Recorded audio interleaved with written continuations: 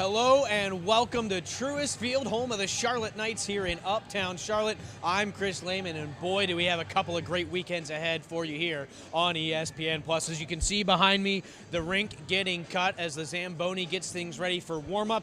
We've got three great outdoor collegiate hockey games this weekend. Tonight, we're starting with the Auburn Tigers coming in at 9-3-1 and the Coastal Carolina Chanticleers 0-5-0 coming into this one. The first of three matchups this weekend. We'll see North Carolina and South Carolina tomorrow, as well as NC State and Alabama on Saturday. Three other games scheduled for next weekend as well as part of this 704 outdoor face-off hosted by the Charlotte Knights and the Atlantic Coast Collegiate Hockey League. We've got some great action coming up for you here tonight. We expect a very good game between these two teams. It's been a bit of a struggle to get things ready. Of course, last year we had some issues with ice conditions as well. This year, it's about temperature. It's getting warm here in Charlotte here in mid-November, and so they're working on getting the ice frozen and ready for these two teams to get out there. For the Auburn Tigers, they're going to look to build off of a 2-0 weekend against Vanderbilt up in Tennessee last weekend.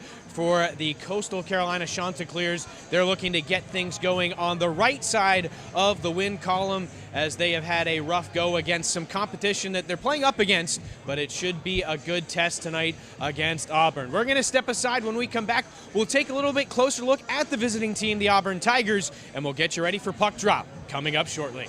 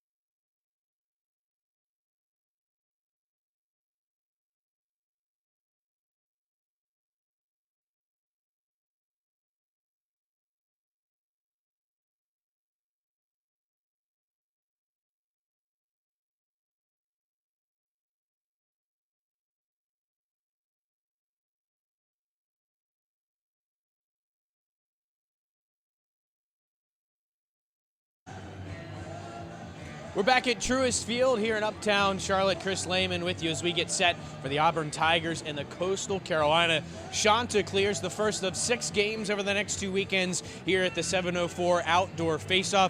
We're going to turn our focus now as they continue to get the ice ready for these two teams to the visitors here this evening, and that is the Auburn Tigers. They come in 9-3-1 off of a weekend with a couple of strong wins over the Vanderbilt Commodores. They're going to look to build on that. This is a big, fast team. They like to get up the ice and be physical, and so we're going to look for them to do that here tonight. This is going to be a really, really interesting matchup for these two teams. When you look at it for Auburn, this is obviously a road game, but for both teams, it's their first chance to get out on outdoor ice. And of course, as you would expect in North Carolina this time of year, the ice is not going to be perfect, and that's something that we talked with Coach Rutz about earlier on in the week. As a matter of fact, the Tigers don't have an arena in Auburn to play, and they actually drive 45 minutes away into Georgia to play their games. They've got a little bit of rough ice. A lot of times they get the late ice time, so things are chewed up by the time they get on the ice, and that's something he thinks might work to their advantage in this game here tonight. As we've mentioned, there are a couple of problem areas, and we'll keep an eye on them, mainly around the blue lines. One out near the benches, another a little bit closer to the middle of the ice on the two blue lines. So we're going to keep an eye on those areas mainly. I got down to ice level earlier today, and it definitely looked a lot better than what we saw here last year. But as I mentioned, some problem spots, and it'll be interesting to see how these teams handle the ice surface, because it's not concrete base. It is certainly on a wooden platform. That's going to make a little bit of a difference for these two teams as well. But as far as Auburn goes, they feel like they've played on a lot of different ice conditions, and that's not going to be too much of a problem. They're going to look to be fast and physical in this game here tonight. We're going to take another break here real quick. When we come back, we'll turn our focus to the other team in tonight's matchup, the Chanticleers of Coastal Carolina University, on the other side. At Auburn, we're committed to providing exceptional experiences to our students, and the Auburn Creed inspires us with a spirit that is not afraid as we tackle the world's greatest challenges. Through excellence, innovation, and hard work, we create intelligent systems, resilient communities, and a safer, healthier tomorrow. And while grounded in a rich set of traditions, our groundbreaking approach motivates us to dream the biggest dreams. Join us at Auburn and be forever changed. Everyone has a community, a neighborhood, school, kids' teams, where you worship, work out, or any other place or group where you choose to belong. Communities can provide support when you need it, and even when you don't know you do. Like when it comes to preventing underage drinking and other substance use. Community members can be your eyes and ears when you're not with your kids and alert you to signs of potential problems. Learn more at talktheyhearyou.samhsa.gov. Hey everybody, I'm out here at our ice rink at Truist Field, but I want to remind you that this rink won't be here in just a few months. It'll be time for baseball season. The Charlotte Knights season is quickly approaching, and tickets are going on sale soon. Tickets will be on sale soon for our opening night, Friday, March 27th. The Charlotte Knights taking on the Durham Bulls, and for the rest of the season. So head over to charlotteknights.com. Stay on the lookout over there. We can't wait to welcome you all back to the ballpark. For each life moment, your kids could get free or low-cost health coverage from Medicaid or CHIP. Kids up to age 19 are covered for checkups, vaccines, dentist visits, hospital care, and more. Your kids may be eligible now, even if you've applied before. And if they already have Medicaid or CHIP, remember to renew every year. Get started now at insurekidsnow.gov. Paid for by the U.S. Department of Health and Human Services. Another teenager, victim to fake pills. That smells like big crime that needs to be stopped. Before buying pills online, think about this. Should buying prescription pills be this easy? Did you know that fake prescription pills may contain fentanyl, and an amount small enough to fit on the tip of a pencil can be lethal? Before buying pills from social media, think again. Learn more at mcgruffpsa.org and go for real. When you look at me, you might see a person with Parkinson's disease. But if you look closer, you'll see a warrior mom, an endurance athlete, someone with a lot of fight. Every 9 minutes, someone is diagnosed with Parkinson's disease. And every one of them can turn to the American Parkinson Disease Association. Look closer. My spirit Is unshakable. Visit apdaparkinson.org to learn more and show your support today. Welcome back again to Truist Field. As you can see, the Zamboni now off the ice and looks about ready for the two teams to take for warm-ups here in just a few minutes. Chris Lehman alongside you as we get set for the opening matchup of the 7:04 outdoor face-off between the Coastal Carolina Chanticleers and the Auburn Tigers. We're going to take a look now at the Chanticleers, and as we mentioned, Auburn an impressive 9-3-1 record coming into this game.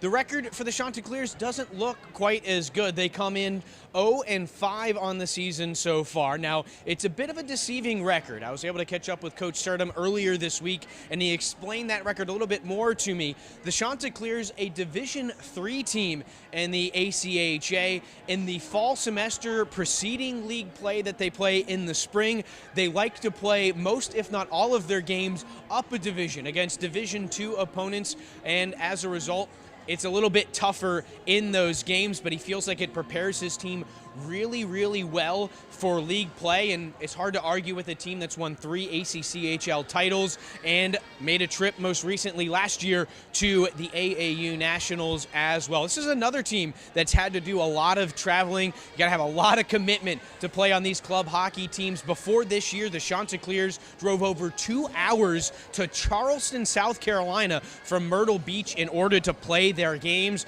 Didn't get much more than girlfriends and good friends of the players out to those games, but they've gotten a lot of support from Coastal Carolina, particularly their athletic director, Chance Miller, who has done a lot to help this team grow. They have now secured a facility in Florence, South Carolina, the Florence Center, also home to the PD Ice Nats, who will be playing there this year as well. That's a little bit closer, still about an hour away, but a little bit closer. They're going to establish some buses to get students out to these games as well, so great support for this team. And as I mentioned, a tough schedule so far, but Coach Surdom feels like it has his Chanticleers prepared for a tough matchup here tonight against the Auburn Tigers. Still waiting for the teams to take the ice. That should be coming up here very soon. We're going to step aside one more time. We'll be back shortly.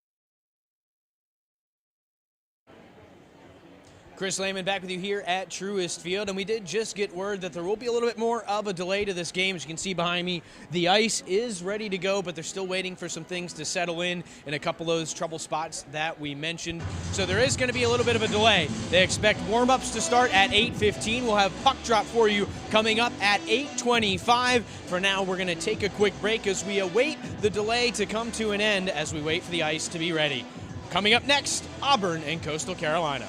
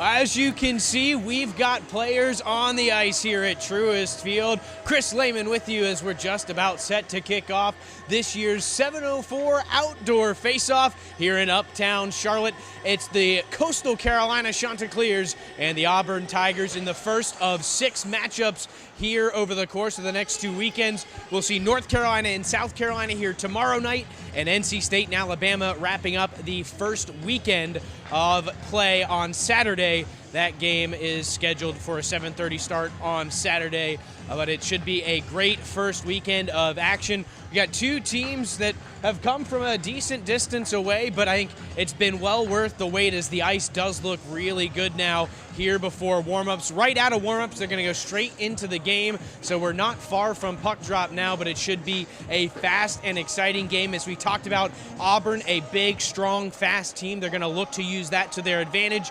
Coastal, on the other hand, still looking for their first win. They are considered the home team tonight. They have not played a home game yet this season. This really more of a neutral site game, but considered a home game, and they're going to look to attack all over the ice. We should have some great action coming up here for you shortly. We're going to step aside. When we come back, we'll take a look at the keys to the game and get ready for puck drop here at Truist Field.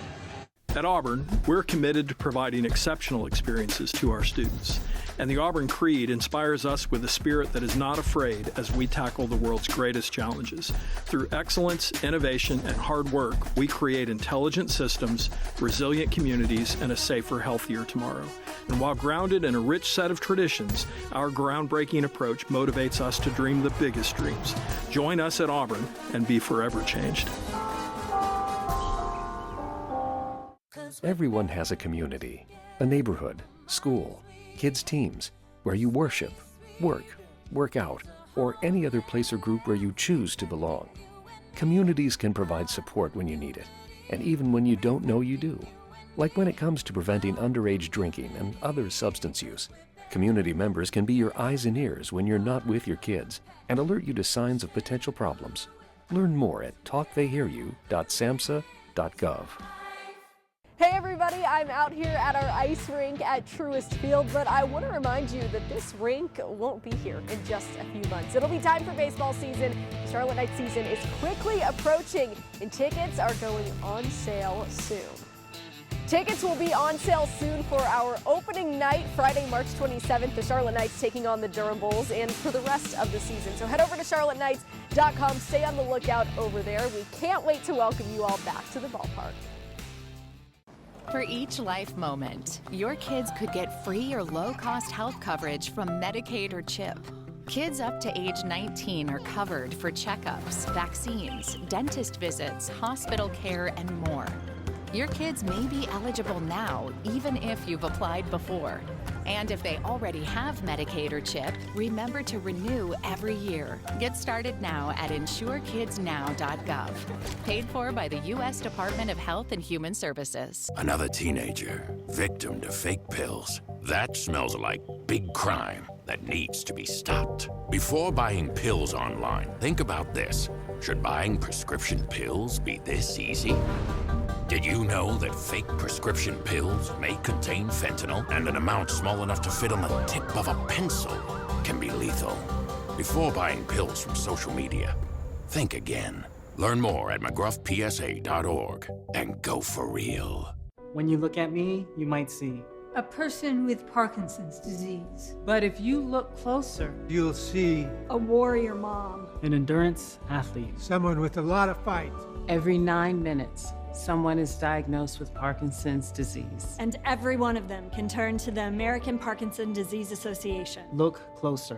My spirit is unshakable. Visit apdaparkinson.org to learn more and show your support today. As you can see, the team's warming up here at Truist Field. Chris Lehman back with you at the 704 outdoor face-off. Coastal Carolina and Auburn, the first of 3 matchups here on weekend number 1. As we mentioned, we'll also have UNC and South Carolina, as well as NC State and Alabama this weekend. Next weekend, we'll see Georgia Tech and ECU, Georgia and Virginia Tech, and a rematch of one of the outdoor games here last year between Appalachian State and Charlotte. So we've got plenty of action coming up over the next couple of weekends. And who would have thought even 5 years ago that we would be seeing consistent outdoor college hockey here in North Carolina, and this is set to be another great event. Well, as we mentioned, we want to take a look at some keys to the game for both of these teams, and I think the first place we'll start is with the team that is considered the visitors tonight in the Auburn Tigers. And Auburn, I think first and foremost, they're going to be a little bit bigger, as you can see a little bit down there on the ice already. They're slightly bigger and more sizable team. Both teams like to play with speed, but I think physicality and taking away space is going to be paramount for this Auburn team tonight. On the other side, for Coastal Carolina, if you're the Chanticleers, I mentioned they like to attack. Everybody on the ice is involved at all times. It's something that Coach Sturdom likened a little bit to those who may be a little bit more local to this area in this region, likened it a little bit to the Carolina Hurricanes. They're going to attack. They're not going to give you a whole lot of space or time. But I think for Coastal, the big thing is going to be finding that space when they have the puck and keeping possession. Because as I mentioned, with the big bodies that the Tigers have, it's going to be a little bit easier for them to take away time and space. And I think if the Chanticleers can find a way to come off the wall with the puck a little bit more often than they don't, they're going to find some more space and they're going to find a little bit more success. And I think for both teams, what's going to be really important tonight as we get to our third and final key, it's going to be a solid start to the game. One thing that Coach Sturdom mentioned that he really liked about his team, despite the fact that they're 0-5, they have competed in every single game. Their toughest game was their opening matchup against Georgia. He said they kind of came out with bus legs in that one, and it was a little bit of a blowout, but they came right back and took the Bulldogs to the limit as they fell in the second contest at Georgia 6-5. And that Georgia team went up early on in the season against an NC State team on the road and took the Ice Pack to overtime. The Ice Pack really sitting on the cusp of the top 25 at the Division I level.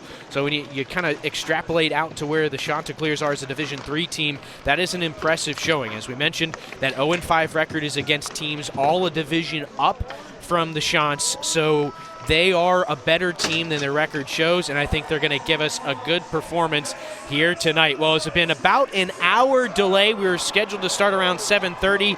We're going to start a little bit closer to 8:30 here tonight, but the two teams wrapping things up here for warm-ups, and we're just about set to get going. Now, one thing we'll keep an eye on, we've talked about it, of course, it was the reason we were delayed. The ice conditions with warmer weather have been a little bit hairy at times. As we mentioned, they've done a great job this year. Last year was a little bit tough. They had some trouble, but they were able to get things playable last year. This year, very much playable ice, in great shape, and I think we're going to have good ice conditions, at least for this game, but temperatures throughout the weekend are going to continue to rise a little bit, so that's something to keep an eye on. And they are out with the old fire extinguisher trick right now. You see that every once in a while. Cools things down a little bit more, will help freeze things over just a tad more.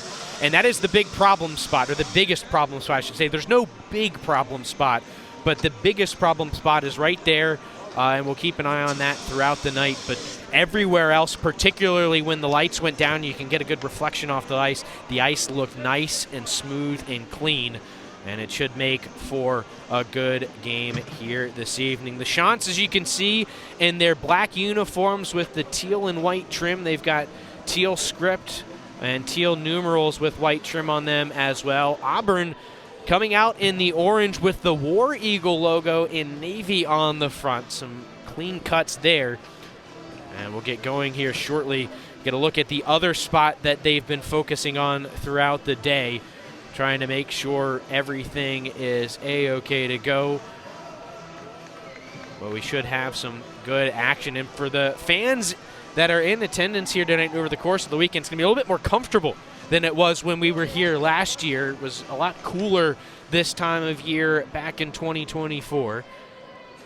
But you really can get away with just a light jacket if you even need that here tonight. So at least from a fan perspective, it should be a really, really good atmosphere here in this one.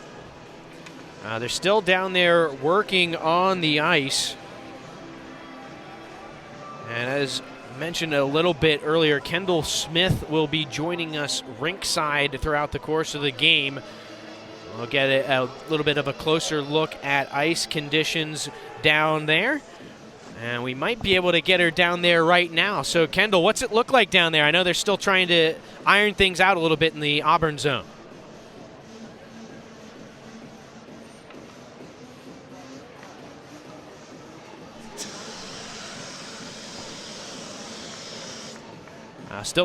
Still trying to connect with Kendall down there rinkside. We'll see if we can't get her out in just a second to chat about the ice conditions. But as we mentioned, just some temperatures that got up into really close to the 70s kind of made it a little bit difficult on things this afternoon, but they've done a good job of getting things ready. It looks like the crew will be headed off the ice and we'll be set to get things going.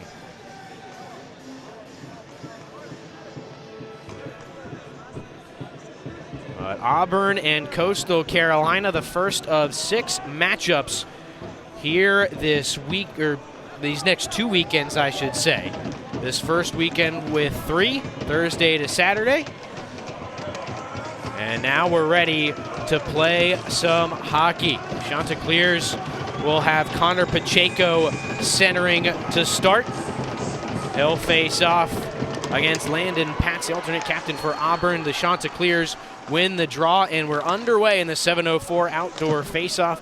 On your screen, the Chants in black will move left to right, and in the orange, the Tigers of Auburn University will move right to left. A quick icing call will bring the faceoff back into Coastal zone.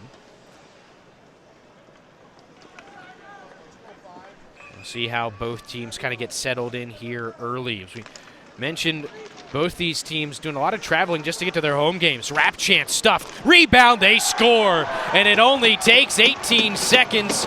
Alex Duchemin gives Auburn the lead.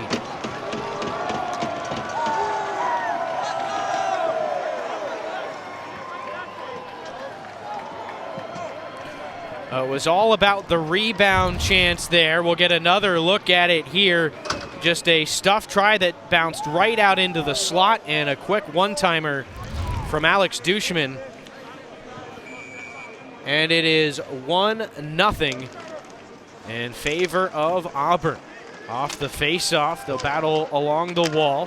Forced in by Coastal. They'll try and get in on the forecheck. Collected by Caleb Patilla. Clearance held in at the blue line. Bouncing puck skitters back behind. Charlie Kemner will get to it in that right corner. Heavy forecheck, a big hit laid down low by Maddock of Coastal. Auburn still in control, looking to break it out. Collected at the blue line by Jake Fleet. Bodies all over the ice right now, and the puck gets stuck up in the neutral zone. Tigers have plenty of space to move it forward. At the blue line, Patillo leaves it there. It gets poked back out of the zone. Patillo sweeps it in. Auburn needs a change, and that'll give Coastal a chance to take over. Devin Mallon will force it forward to Neron. Neron, backhand try, steered away. First try, an easy one in net for the Auburn goaltender. Brought back up the right wing. Tigers in quickly. Swept to the front, off the pad of the goaltender Shapiro. He's going to pin it, but is it in the net? He's not sure where it is. It's in. Less than a minute and a half in, and the Tigers now have a 2-goal lead. That's one that I think Shapiro is going to want to have back.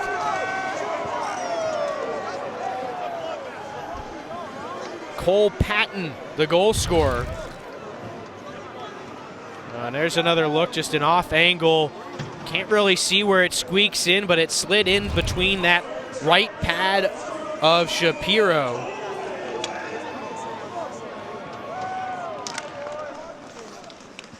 And just like that, it is a 2-goal lead for the Auburn Tigers. They'll chip it in and go right back to work on the forecheck. Coastal really hasn't been able to come up with possession all too much. That's what we mentioned. Chants are going to have to find a way to possess the puck against Auburn. Tigers not making it easy right now. Quick shot in the glove, saved by Shapiro. And we'll get another face-off to the glove side of the Chanticleers goaltender. Last time the face-off was there, it was a quick goal for the Auburn Tigers. See what they can do with this offensive zone draw. They've won 2 of the first 3 face-offs. This time, puck loose in the corner, and the Shots are able to come away with it, initially at least. Now the Tigers, another chance on the side of the goal. This time, Shapiro seals it off. And we'll get another offensive zone draw for the Tigers. Now, Auburn was up in Tennessee, in Nashville last weekend against Vanderbilt, came away with 2 wins. As I mentioned, a really strong start to the season at 9-3-1. Off the draw, Coastal wins it, but they can't skate it out. Auburn doing a great job of getting sticks on pucks when they do not have control. That far corner worked up the wall. As the Shots coming away with it. Luke Barton can't clear. Centering pass, though, intercepted, and it'll be skated out by Sawyer Tantliff. He'll throw it in on goal. Greg Politis in net for Auburn. A couple of soft shots so far for him. He's getting eased into the game so far. As the Tigers bring it through neutral ice. Preston Pats carrying it in. They'll stop behind the goal, forced off the puck there by Gavin of Coastal Carolina. At the blue line. Held in by Ryan Good. He's hit hard, but Auburn able to force it deep anyhow. Swung right in on goal by Preston Pats. It deflects up and not quite out of the zone. And we'll get a whistle as Shapiro gets a glove to it.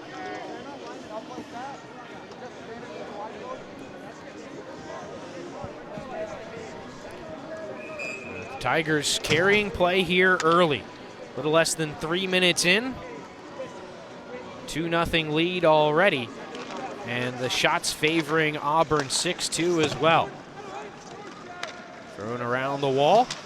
Tigers hold the zone. Swept low by Gavin Cronin. Nobody on that near side. It'll be pool cued out by Coastal. Just trying to force their way up and out of the zone. Able to get it deep, but it's Auburn to it first. Owen Apple behind his own cage. A little bit of pressure there applied by Coastal as it's knocked back in by Ryan Shefflin. Tigers to it behind the net. Fletcher moves it along. Now to it, Owen Apple.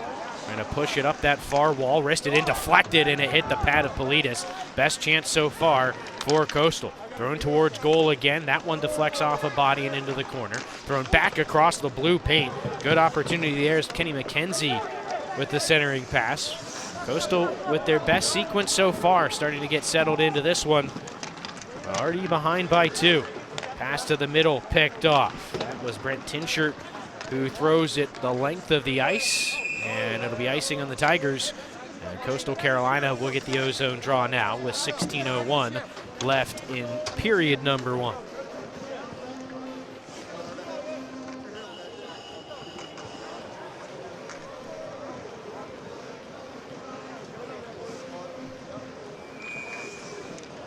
The face-off to the blocker side of Politis.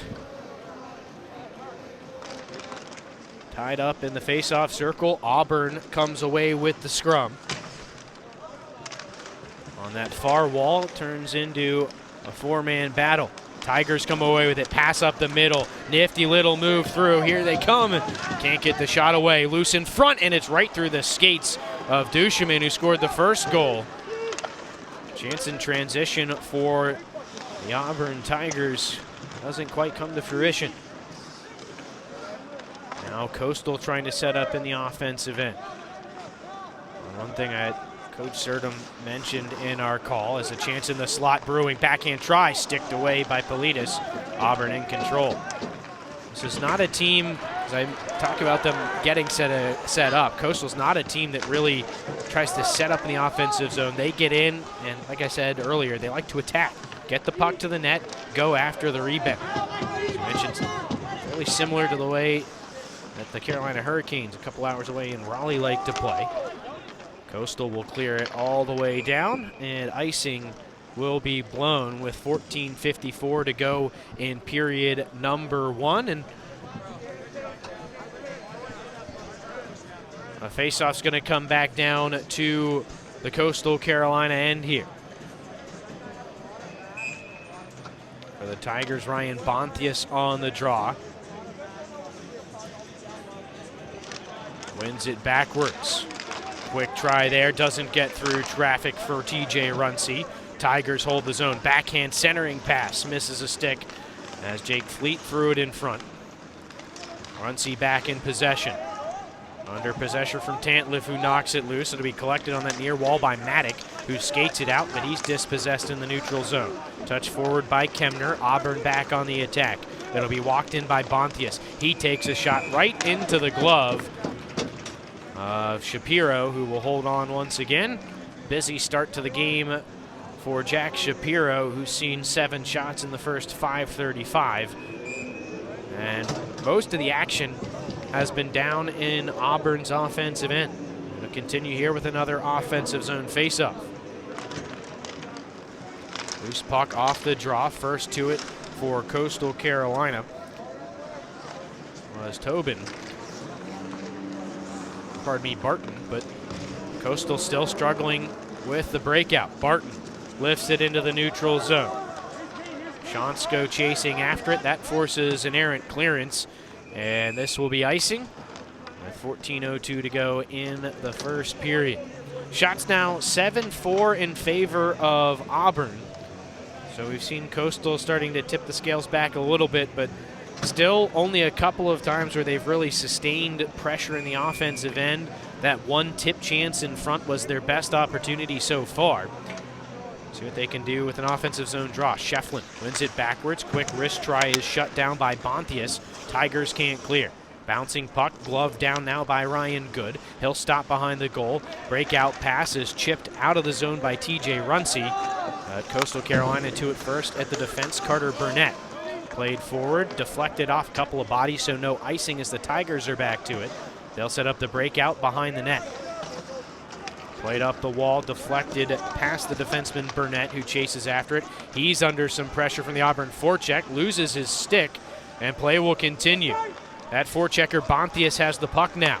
Back out to the blue line, wrist shot coming, save made by Shapiro. The rebound is loose, and the Chance goaltender able to get on top of it for a face-off, as Auburn continuing to look like the better team here early. Another look at this try, and give the Chanticleers some credit defensively there. They had 3 guys around their goaltender and didn't give the Tigers any kind of a chance to pounce on that rebound. It was a rebound goal for Alex Duchemin earlier to open the scoring.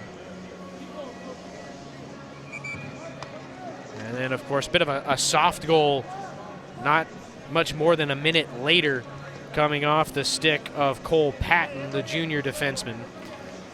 And now we're going to get a pause, and I think this is going to be to take a look at the ice. And this is a bit of a familiar situation. We saw that last year. The official going to bring out a bucket. And right in that face-off circle, actually, they were about to use, they are going to do some work. And while we have this moment, we're going to throw it down to our rinkside reporter, Kendall Smith. Kendall, how are things down there right now?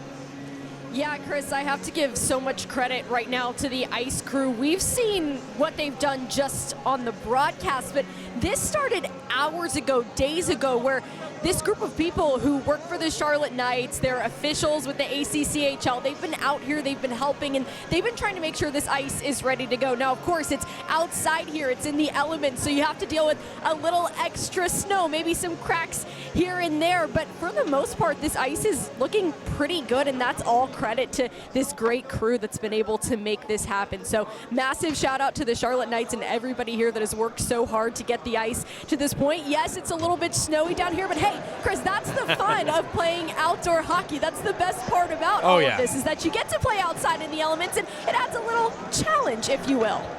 Oh, and that's one of the things, I believe it was Coach Rutsu mentioned it to us when we talked to him earlier in the week as they're about ready to go again. It really doesn't matter what the ice is like. Both teams are playing on it, and you just got to work with what you got and enjoy the moment here playing some outdoor hockey. Auburn right back to work. They'll get set up. Played down low for Patton. Across. He couldn't quite connect there with Brooks Franklin. Tigers still looking to possess. Chance get to it behind the goal as the puck squirts loose. Skated forward and played out of the zone by Ethan Santos. Unable to find a teammate, though. And the Tigers sweep it back across. Up the wall. Tigers hold the zone. It'll be backhanded back down low by Colin Dubé at the blue line. Patton will hold the zone. Chip back down low into the corner. Auburn just seems to come off the wall with every single one of these pucks thrown towards the net. Shapiro with another save. That's the 9th shot he's faced so far in the first 7.5 minutes of play. And there's really only one that he'd want back in terms of the goals. That goal from Patton earlier on this period. The second goal kind of squeezed through short side where most goaltenders would like to have it sealed off.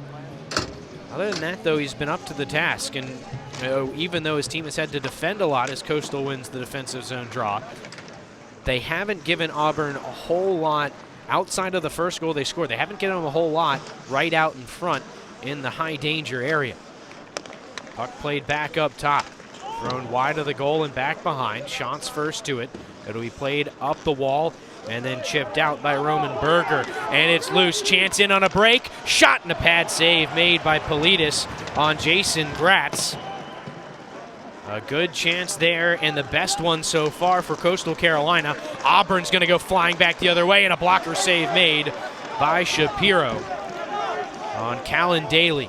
Coach Rutsch mentioned his captain Daly to us and how fast he is, one of the fastest guys really in the Southeast region, and he showed off the wheels there. Icing the call now on Auburn. Face-off comes back to the Tigers' end with 11:42 to go. And a look, that last chance for Coastal, certainly the best so far. Ethan Santos just lifted it forward, and that's kind of what you're talking about with the ice conditions. You get some funky bounces there, and Gratz able to get to it first and get a chance. Auburn looking to win and clear the zone. Under some pressure, it's forced backwards. Barton to it, down low, quick chance, they score out in front, and the shots are on the board with 11:31 to go in the first period. Beautiful passing play there. Finished off by Cade Maddock. And it was Luke Barton who got things started, knocked it loose here. Puck came to Michael Santinelli, and he played it out in front. And it's finished off by Maddock.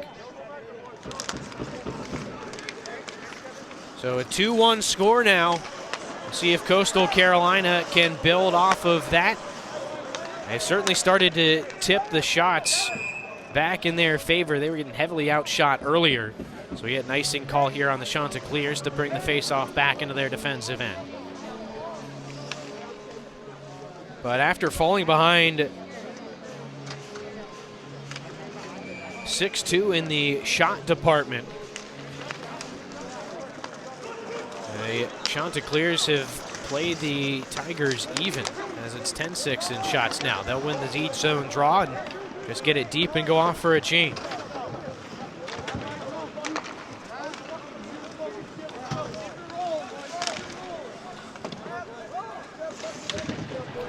Big hit down low, and there's a Coastal Carolina player slow to get up as the shots go back the other way. We have an arm up, so the Tigers have a delayed penalty as Shapiro goes to the bench. And Auburn gets a touch to it. It's going to be a boarding penalty. And an ill-timed one at that for Preston Pats. As the Chants will have their first power play attempt of the game and a chance to tie this one up.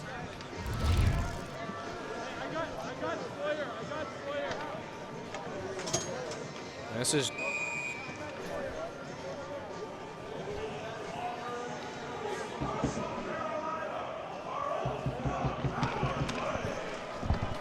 so we'll see what the Chants can do here on the power play. 2 minutes for boarding on Preston Pats. And now the Chants going to set up the man advantage.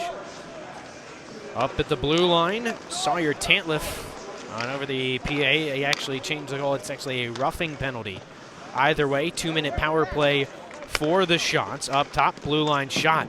Might have hit someone on the way in, deflected wide, and it will clear the zone. So the Coastal power play has to reset. Cade Maddock has it now. The goal scorer so far, looking for a second. He's going to walk in. High slot shot, hits a stick and deflects into the corner on that near side. Pinned there. Auburn able to get possession, and it's wristed all the way down the ice as we're not quite halfway into the penalty. 1:08 left on the man advantage. Shapiro going to stretch things out with a long pass in the neutral ice. Forced backwards, Barton plays it back to his defense. It'll be moved across for Ryan Shefflin. A bit of a fire drill out there for the Chants as they were trying to make a change. Auburn's penalty kill going to take advantage and kill some time in the offensive end. Right now it's looking like a little bit like Auburn's power play. 40 seconds left now on the man advantage as Coastal finally gets possession back. Tigers can make a couple of changes on the fly there. And they're going to continue to kill time on the Coastal half of the ice. Now down to 27 seconds on the penalty. 9:11 left in the period. Face off on top of the Coastal blue line. This is why it's so important to maintain possession in the offensive zone on the power play for as long as you can, because once the puck comes out, it becomes a lot harder to get back in and get set up than it is when you just win the face-off outright to start things. Coastal will retreat off the face-off win. It's Luke Barton. Move to the far left side for Berger. They'll drop it back at the blue line. Gratz played rink wide. This one will hit a stick and deflect in. Barton first to it. Spins it out in front. Off a pad. Loose on the side of the goal. Barton can't put it home. Another good chance there, and the net comes off its moorings. That'll stop the clock with 8:46 left. Just 2 seconds on the penalty. We'll get another look in tight at what happened there. The puck just right out in front. And Coastal couldn't get a stick to it when they needed to. And for all intents and purposes, that's going to finish off the first power play of the night for the Chanticleers. They'll force it deep off the offensive zone draw. Cleared up the far wall right out of the box. Pats has trouble collecting a bouncing puck. Now TJ Runcie trying to pitchfork it out. It'll be gloved down and shot back in by Seamus Reardon. Moved around by Kemner of the Auburn Tigers. Well, now it's Auburn struggling a bit with the breakout. Chants in on the forecheck as the puck pops off the back wall. It'll be covered up by Politis. 8:20 left here in period number 1. Auburn got out to a 2-0 lead in 1 minute and 25 seconds. Off a rebound, Alex Duchemin started the scoring, and it's never a bad idea to throw the puck at the net, and that was not more evident than the goal from Cole Patton, who snuck one by Shapiro for a 2-0 lead. But Coastal with the most recent goal to cut that lead in half, and after the power play, even though they didn't score, they do seem to still have a bit of the momentum. Auburn now working their way into the O-zone. High slot drag move there from Fleet doesn't work out, and it's back the other way for Roman Berger and the Chanticleers. Loose puck on top of the Auburn blue line will be settled down by the Chants. Berger again on the left side. He'll cut to the middle as he enters the zone. Puck poked off of his stick, and will be shoveled down low. Berger receives it from Pacheco. Trying to center. That's shut down by the Auburn defense, and the Tigers move it back up ice. Into the middle for TJ Runcie. Under some pressure, puck pops off his stick, but it's Bontius to it. Looking out in front, that one-time try misses wide. 7.5 to go now in the first. Carter Burnett behind his own goal for Coastal. Wrists it around to Jason Gratz. Gratz under pressure as it poked away. Now Auburn has control in the slot. Trying to walk in front. Runcie forced to the wall. Centers it off the pad of the goaltender Shapiro. Tigers, an ill-timed change there. Left a couple of guys high and dry for a moment. 7:07 to go in the period. Gratz slaps it out of the zone. Oh, and we're going to have another penalty on Auburn. Too many men on the ice. It was a little bit of a quick jump onto the ice. I believe it was Brooks Franklin who had come on. And the player he was replacing was not quite off the ice. You can see there at the bottom of your screen, it was Owen Apple who hadn't quite made his way off. And so another penalty for the Auburn Tigers. And another power play chance for the Chants, trying to tie this game up.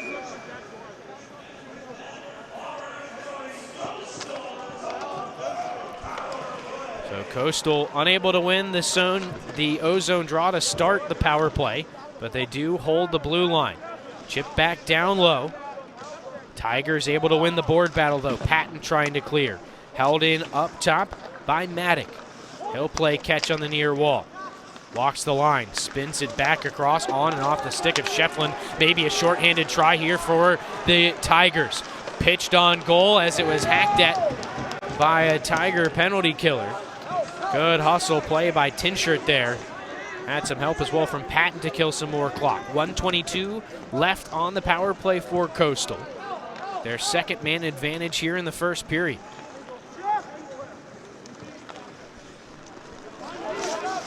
Over in front of the Coastal bench, Pacheco having trouble with control. Auburn quickly back the other way. Daly's shot shut down by Shapiro.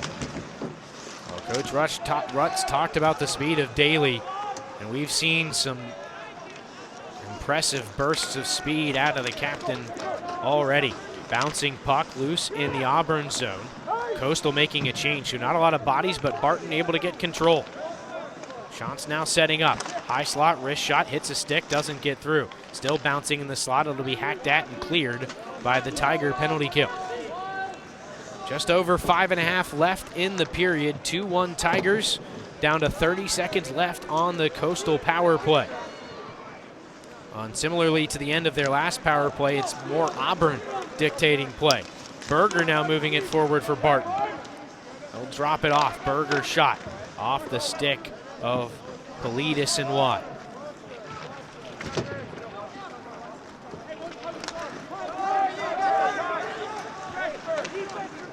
Berger leaves it off.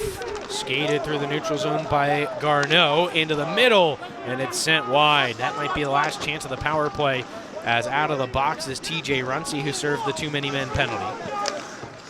2 kills for Auburn already. That's 2 chances that have gone by the wayside to tie the game for the Chanticleers. Board battle in front of the Coastal bench. It pops loose to the Auburn defense. They'll play it along. And it goes the Coastal defense. Chipped forward now by McKenzie. Auburn gonna take over in their own end. Wristed up the wall. Garneau slows things down. Puck works its way back for McKenzie again. Working the other side now. Tobin moving in. He'll pin it to the wall behind the goal. Ryan Good there on him. Now into that far corner. Centered by Garneau. Couldn't connect with the man in front. Now Auburn will clear the zone. 4:03 left in this first period. Coastal needs a change as they send it deep. Auburn going to get some fresh legs out there as well. Shots now 12-10 in favor of the Tigers. We've had an eventful first period. Chanticleers still looking for that equalizer. Pass through the slot, ends up back at the blue line where it can be settled by Tantliff. He'll throw one off the glass behind. Bontius trying to clear the zone. Nice poke check at the defense by the Chanticleers, Tantliff. And now it's a 2-on-1. Walking in, blank save made by the Shapiro, and the rebound chipped wide as well. Good chance on the initial try from Runcie.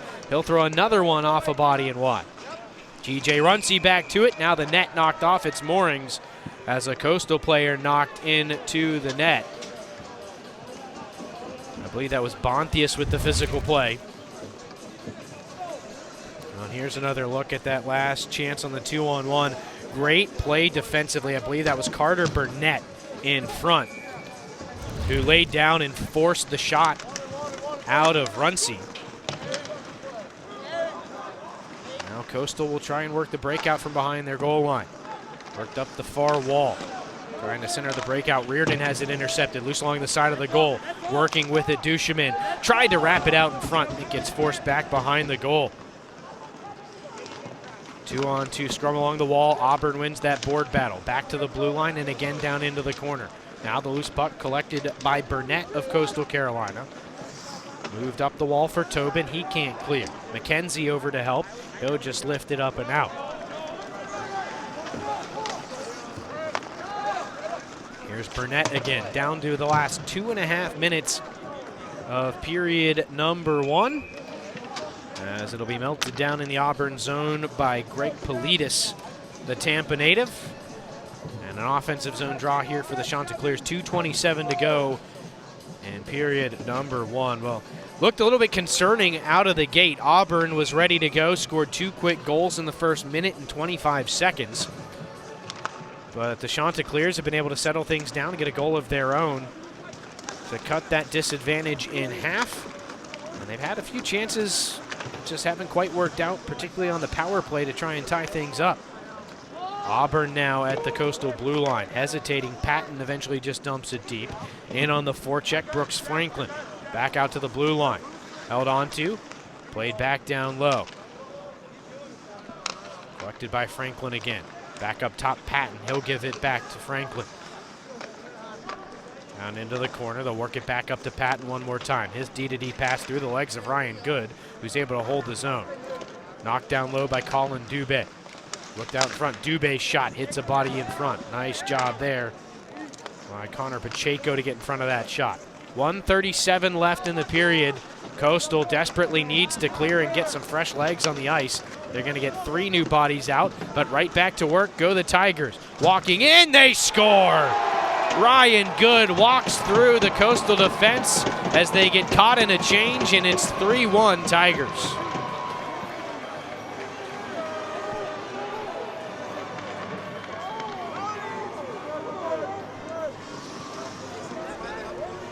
Just 1:25 left in the period. Nice shot over the shoulder of Shapiro by the goal scorer Ryan Good.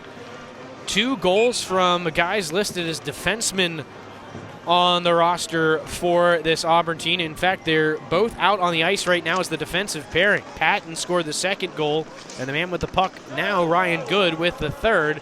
He'll throw it right on goal. There's another look at it as Coastal had, as I mentioned, was trying to get some tired bodies off the ice, and they didn't clear it out far enough, and Auburn took advantage. Tigers win the offensive zone draw. 1:15 left in the period as Good plays it down low. Slides under the stick of Fleet. Worked around the wall by the Coastal defense, but Patton pinching in to hold. The second effort clears the zone for Nicholas Brienza. Patton again for the Tigers. 1 minute left in the first. Berger takes control and shovels it in for Coastal Carolina. Gratz in on the forecheck. He'll put some pressure on the Auburn defense. Now Runcie. His breakout pass ends up loose in the neutral zone. Eventually settled down by Auburn. Runcie has it caught up in his skates. Tigers will regroup at their blue line. Almost got caught with too many men again. Auburn's going to have to be careful. Eventually, if you give Coastal enough opportunities, they'll score a power play goal. For right now, they just haven't quite been able to connect all the dots. 17 seconds left in the period as the puck slides into that near corner in the Auburn end. Charlie Kemner played forward for Jake Fleet. He takes a hit as he loses possession. And now Coastal back the other way. Another hit in the neutral zone knocks down Caleb Patillo. And Coastal sends it deep as we come to the end of period number 1. Now, we're not going to have a full intermission as the two teams are going to go straight into the second period here in just a moment. But while we have a second, we're going to have Kendall Smith down at ice level. She's going to talk with head coach Brad Surdum of Coastal Carolina here in just a moment. But right now, after 20 minutes, it's a 3-1 lead for the Auburn Tigers, and the difference maker is the first minute and 25 seconds. We saw Coastal get a couple of give up a couple of quick goals, and they've just had to play from behind since. So now that Coach Surdum is over there with Kendall, we're going to throw it down to Kendall Smith. Kendall, how's it going down there with Coach? Well, Coach, we're about to head into the second period here. First 20 under your belt. How would you assess your team's play? Yeah, I think we came out a little bit slow. Auburn came out faster, so we just need to pick up our pace a little bit, play our game, and we'll be fine. Not a traditional intermission here. You've got 5 minutes to regroup with your team. What are you telling them when you head back to the bench? Yeah, I think we need to do a better job of clearing the zone, making sure we get our passes stronger and work it out of our offensive zone a little bit better. What is it that you want to see more of out of your group here in this next 20? Yeah, just pick up our speed. We're not playing up to our normal speed, and so I think once we pick up our speed, we'll be fine. All right, Coach, thank you so much. Thank you. Chris, back to you. Thank you, Kendall. We're going to take a quick break here at the intermission, but we got more hockey coming your way here at Truist Field. After this, it's 3-1 Auburn after 20. Hey everybody, I'm out here at our ice rink at Truist Field, but I want to remind you that this rink won't be here in just a few months. It'll be time for baseball season. The Charlotte Knights season is quickly approaching, and tickets are going on sale soon. Tickets will be on sale soon for our opening night, Friday, March 27th. The Charlotte Knights taking on the Durham Bulls, and for the rest of the season. So head over to charlotteknights.com. Stay on the lookout over there. We can't wait to welcome you all back to the ballpark. There you get a look at Coach Rutz and his Auburn Tigers. They've got a 3-1 lead so far here in this first of 6 matchups in the 7:04 outdoor face-off. We'll also see 2 more this weekend between North Carolina and South Carolina tomorrow, and NC State and Alabama on Saturday. But this should be a really good second and third periods between these two teams. You heard Kendall Smith talking with head coach Brad Surdum of the Coastal Carolina Chanticleers, and they just didn't quite get to their game the way they wanted to in that first period. And we're going to see if they can in the second, but I think the size and speed of this Auburn team has been an adjustment for them, and they're still kind of figuring it out a little bit. They certainly got to their game for part of that first period. They were able to draw a couple of penalties. One of those, of course, a too many men on the ice penalty, is a little bit of an unforced error from Auburn. And from the Tigers' perspective, that's really the only thing that they've done wrong so far, is they've taken a couple of penalties. In particular, that too many men on the ice penalty is one you want to avoid. It's completely unforced. It's a mental error. And as I alluded to late in the period, they almost got caught with 6 men out there again, and they were able to get away with it. So just a couple of mental lapses from the Tigers. But the way they've been able to use the speed, they've been much more efficient through the neutral zone and getting out of their own zone in particular. But I think if you're Coach Rutz, you want your team to limit the power play opportunities for Coastal Carolina heading into period number 2, because that's really the easiest way to give the Chants a chance to get back into this game, is to give them another couple of man advantages. Well, as we've talked about a little bit already, the ice crew has been diligently at work getting this ice surface ready for the game tonight, and they're making some adjustments to the ice surface and trying to patch some things up right now. Even have the officials out there doing some of the shoveling to get some of the snow off of the ice. But we should be set to rock and roll here for the second 20 minutes in just a moment. Two teams will swap ends, and that's one thing that'll make it a little more interesting this period. Second period of the long change. So we saw Coastal Carolina give up that third goal late in the period because of a bad change, and that was when their bench is right there on top of their defensive zone. This period, it's going to be harder to change if they find themselves in a similar scenario. And so they're going to have to be a little bit better about when they make their line changes, because this this Auburn team has shown that when the gap is given to them, they can score. There was not a lot of room for Alex Duchemin on the first goal, and he made quick work of the rebound. There wasn't a lot of opportunity throughout that period until that mistake from Coastal on the change. And again, Auburn took advantage. Coastal will win the first face-off of the second period, and we're ready to get things rolling here in period number 2. Over on the far side, Ryan Good had one of those 3 goals, the most recent one, in fact. He'll clear the zone. Coastal shoots it right back in. Gratson on the forecheck. It's on and off the stick of Duchemin, but the Tigers still able to clear. Picking up speed Daly from the left wing. Wrists one wide of the blocker of Jack Shapiro. And now Coastal will chip it up and out. Loose puck. Pacheco first to it for the Chants. He'll stop in the corner as his teammates offer a change, so no reinforcements there. Auburn clears the zone, but Coastal in possession in neutral ice.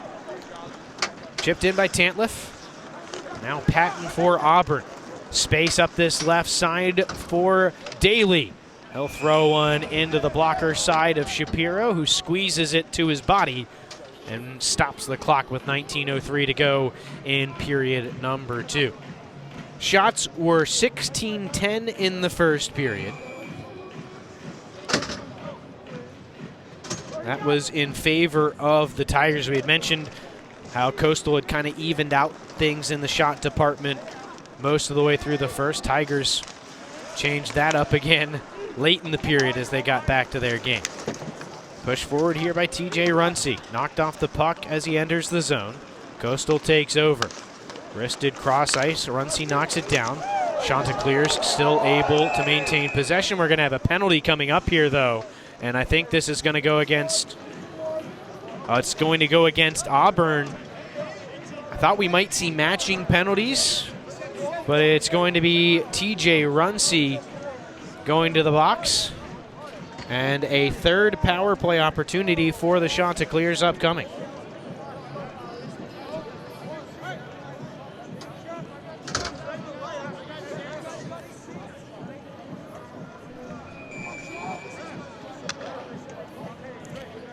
Face-off will be to the blocker side of Politis. Auburn wins the defensive zone draw. They can't clear, though, and now Coastal can set up the man advantage. Up the wall. It'll be played back down low. Tight turn made with it by Santinelli. He's got it behind the goal. Move back out for Pacheco. Played up to the blue line, given back by Tantliff. Pacheco along the goal line. Spins it out in front, right onto the stick of Bontius. His clearance attempt needs some help, but it'll be chipped out by Jake Fleet, who goes after it. Got it in the offensive zone. Look to center. Ends up right back on the stick of Fleet, high slot. Too many Chanticleers, though, for him to attack. And Coastal back in possession. 1:20 left on the power play. 3-1 lead for the Auburn Tigers here early in the second. Coastal trying to climb back within one. They'll get it deep. Loose puck. Looks like it caught an awkward carom off the wall behind, and Auburn takes advantage and clears the zone again. Halfway through the power play now. Shapiro will set it up behind for Kenny McKenzie. Played up the right wall for Maddock. Maddock has the lone goal so far for Coastal Carolina. Chants still need to change up personnel to get their second power play unit out. Now they'll break it out. They're gaining the red line. It's shot deep. And on the forecheck. First one there is Barton. Tinchard on the PK, trying to clear around the wall and can't. Berger now for Coastal. Looking for Barton. They can't connect. Back out in front. Oh, a good save made by Noah Connor, who's in for this second period for the Auburn Tigers. Berger just kept throwing it to the middle, trying to find something right in front. Almost worked. 10 seconds left on the power play. Berger behind the goal. Thrown into the slot. Only orange jerseys there, but it pops loose and a shot knocked wide by Connor. And Auburn will kill a third penalty here as we're just 3.5 minutes into the second period. Puck stuck up along the wall. It pops loose. Chanticleers trying to settle it down. That's Gratz who comes away with it. Worked back up to him on the wall. Across for Neron. Now Gratz will shoot it deep. Coastal needs to get some fresh legs out there. 2 new bodies coming in on that near side. Forced down low by Garneau. Now Auburn finally able to work it up. Tripped up there, Runcie. Auburn wanted a call. They're not going to get it. And now Coastal will work back up ice. Some confusion on the change for Auburn, too. They're a little short-handed here for a moment. Garneau plastered into the wall as he loses the puck. It'll be skated back out by the Auburn Tigers. That's Preston Patz into the corner near side. Stops there, into the high slot, wrist shot. Nice block in front by McKenzie. Auburn still in possession. There's a great chance in front for Dubé. Another try, wristed wide. Now it's Ryan Good again, walking the blue line. Thrown down into the corner for Patz. He'll work it back up the wall. Patton has one deflected up high and into the glass. Auburn with their first bit of sustained zone time here in the second. Puck, though, hops the stick of the defenseman Good, and it's out of the zone. Coastal can make a couple of changes here. Patton again for the Tigers. Chanticleers doing a nice job of clogging things up over on that far side. And they'll force Auburn back into their own end once more.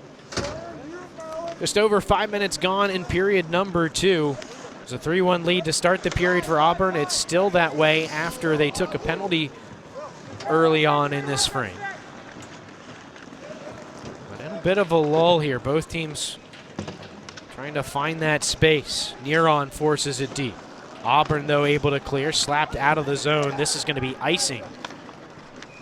As racing back for it, Matthew Crouch beats things out. 14:22 left in the second, and an offensive zone draw upcoming for the Chants.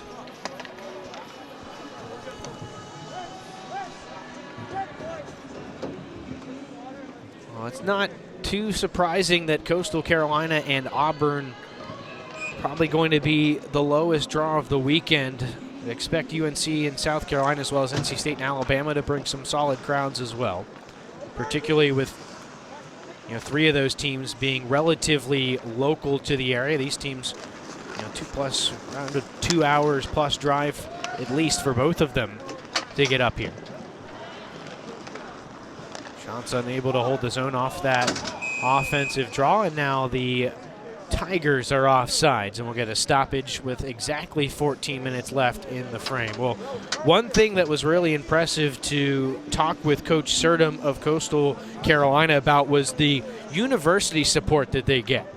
Having spent a good amount of time with NC State and the Ice Pack program, especially after that big outdoor game at Carter Finley Stadium, they've started to see a little bit of that university support, but I don't think they've seen it to the level of Coastal Carolina. As the Chanticleers going to take their first penalty here. It looks like a hit from behind, back behind the goal. And so the first power play of the game for Auburn upcoming. We'll get back to that point here in a moment. But that's a tough one to take if you're Coastal, and a must-kill penalty, as Michael Santinelli will take a seat for boarding. So our first look at the Auburn power play here. Puck pinned to the wall. It'll be held in at the blue line by number 22, Callan Daly. Puck on goal, held onto by Shapiro for another faceoff. But as I mentioned, a lot of support for this Coastal Carolina team. We talked about it's tough. You got to have a lot of commitment to your club hockey team to drive 2 hours plus, not just for games, but for practices in Charleston. Now they'll be at the Florence Center. That's about half the distance, still about an hour drive, but there's a ton of support for this Coastal team from the university and from the athletic department itself. Talk a little bit more about that after this power play. Auburn setting things up. 1:35 left on the man advantage. Top of the umbrella, Patton played along, wrist shot through the blue paint and wide of that far post. Worked back over for Daly. Patton up top again. Over to that near side wrist shot. Looked like it hit the glove of Shapiro, who fought it off. And Coastal able to clear and kill some more time. 1:10 left on the Auburn power play. It was a 2-minute boarding penalty to Michael Santinelli. Coastal gets it deep again. Now to be pinned to the wall. 3-on-1 scrum in favor of Auburn here. Orange jerseys, of course, going to win that battle, but some crucial time killed there by Sawyer Tantliff on the penalty kill. Skated up by Daly. He'll chip it along for Bonthius on the far side. Slapped right back out by the Coastal penalty kill. As we're down to 40 seconds on the man advantage. Daly again. Forward to Bonthius at the blue line. He'll button hook. Looking to the middle. Not a lot of space. But they find Daly in the corner. Back up top. Little miscommunication. And Caleb Patillo unable to hold the zone. A little bit of a just disjointed power play for Auburn to this point. They've got 20 seconds left on it. Wrist shot. Fought off by the goaltender Shapiro. Now back up high for Patillo. 10 seconds left on the power play. Pass in the middle, intercepted. Still loose there, and it'll be cleared out by Coastal Carolina. First one to it as well as Coastal's Ethan Garneau. Power play is over for Auburn. as they come up empty on their first man advantage. These two teams have combined 0 for 4 on the power play so far. Loose puck at the Coastal blue line, taken at the defense by the Chants. Clearance, glove down by TJ Runcie, who will skate it in. Plays it behind the goal, Devin Mallon. Has Burnett there as well. Out in front, it pops out in front of the goaltender, Shapiro. He's not going to take any chances.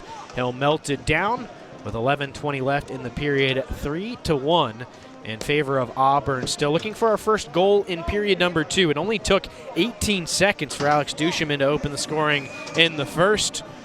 And of course, that was followed up by the goal from Cole Patton to make it 2-0. And that's really where Auburn has been able to take and hold their advantage so far.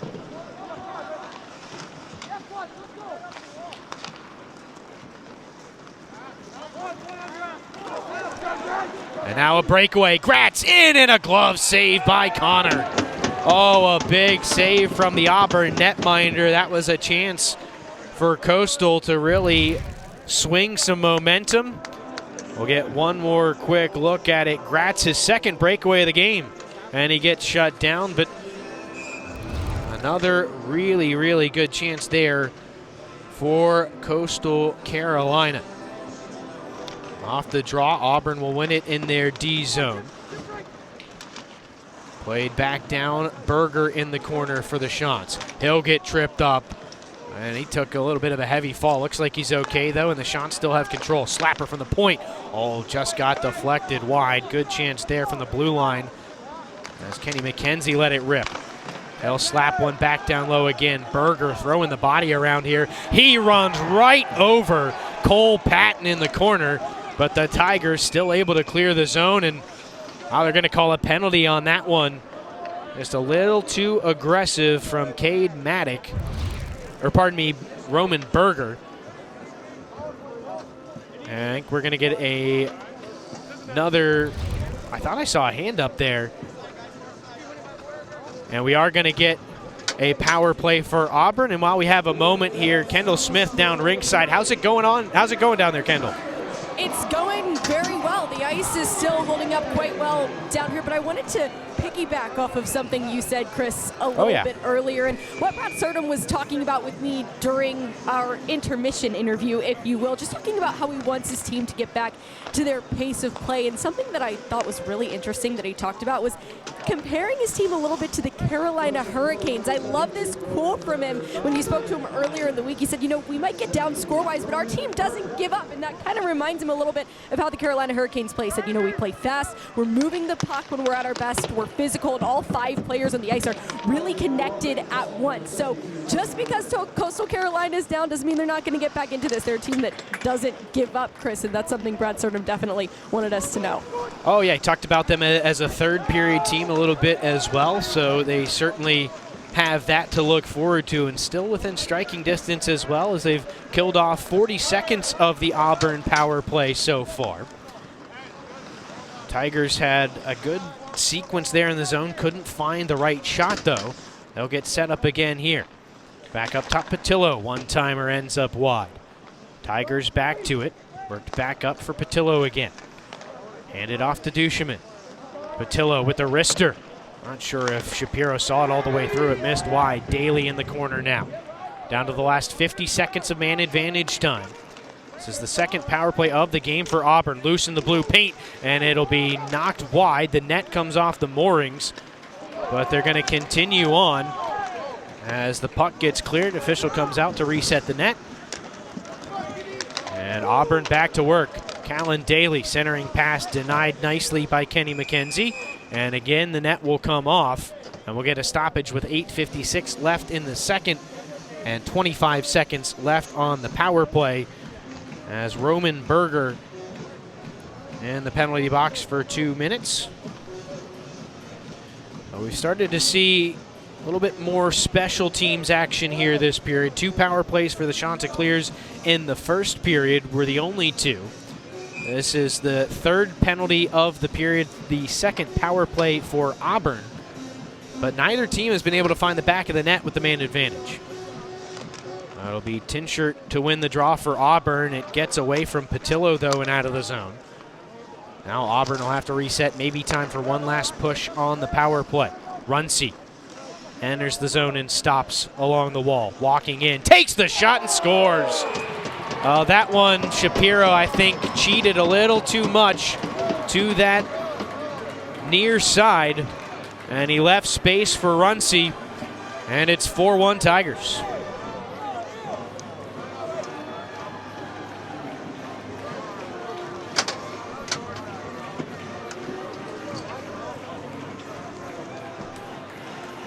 But that's a tough one for Coastal. There was just 8 seconds left on the man advantage, and it's the first power play goal of the game. And the hill getting a little bit bigger now for the Chanticleers. They're definitely going to have to get the next one if they want to stick around in this one and make it interesting in the third. And we just talked with Kendall about how they're a little bit more of a third period team. They really don't get down on themselves when they fall behind. So you can't count them out yet. But you got to keep yourselves within striking distance. Here come the Tigers again. Preston Patz throws it around the wall. Coastal stopped up by the Auburn forecheck there. Along the wall, Will Condon chips it back down low. And tight, thrown wide. A good chance there for Sam Catalano. On Auburn continuing to apply the pressure. Coastal can't do much more than wrist it out of the zone, but they'll go in on the forecheck now. Good hustle play by Seamus Reardon. Loose puck along the wall, stretching out for it. Jordan Parkuris. It was an awkward carom off the wall, sent that one out in front with nobody there in the Coastal zone. I've seen a few of those, and that's one of those kind of, wild card factors, you could call it, with an outdoor game, as you get another look here at the goal. And just a little too much space left on that glove side by Shapiro, and Runcie took advantage. But yeah, there are a couple of wild card factors when it comes to an outdoor game. We've talked about weather and how that affects ice conditions. Well, it's not a typical rink either. It's not set up permanently. It's a temporary rink. And so there are going to be some little crevices and cracks and things that might cause some awkward bounces. Saw one back earlier this period behind the Auburn net. And the last one came over in front of the Zamboni doors at the Coastal end of the ice here in the second. A little over seven minutes left in the second period. Auburn has extended their lead with a power play goal. And they have certainly looked like the better team, and a chance here for Daly. He'll walk in, goes backhand, and scores. A little bit of a miscue in the neutral zone, and the speed of Daly takes advantage. 5-1 Auburn.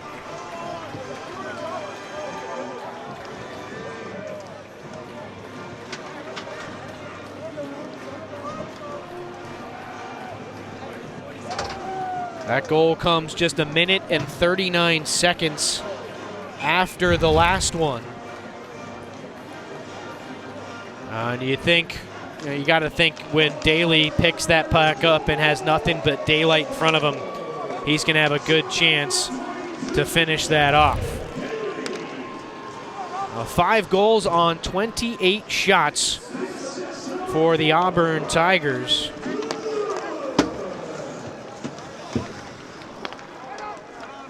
They've got to be feeling pretty good about where they are at this point. They're in control of it here. Ryan Good goes D-to-D for Patton. His headman pass picked off, and Coastal will go back to work.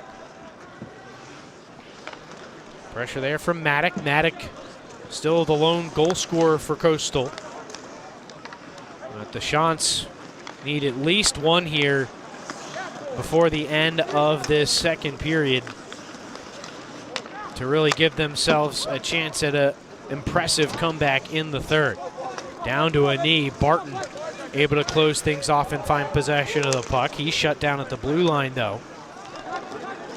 And the Tigers will chip it in. Auburn needs some fresh legs. Closing in on the 5-minute mark here in period number 2, and another chance brewing for Auburn.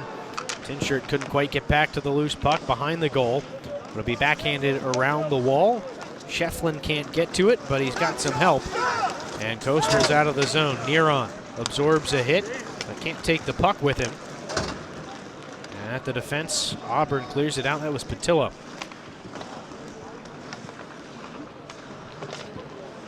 And it'll be interesting to hear from head coach Ryan Rutz of Auburn after this period. See what he has to say about his team's performance.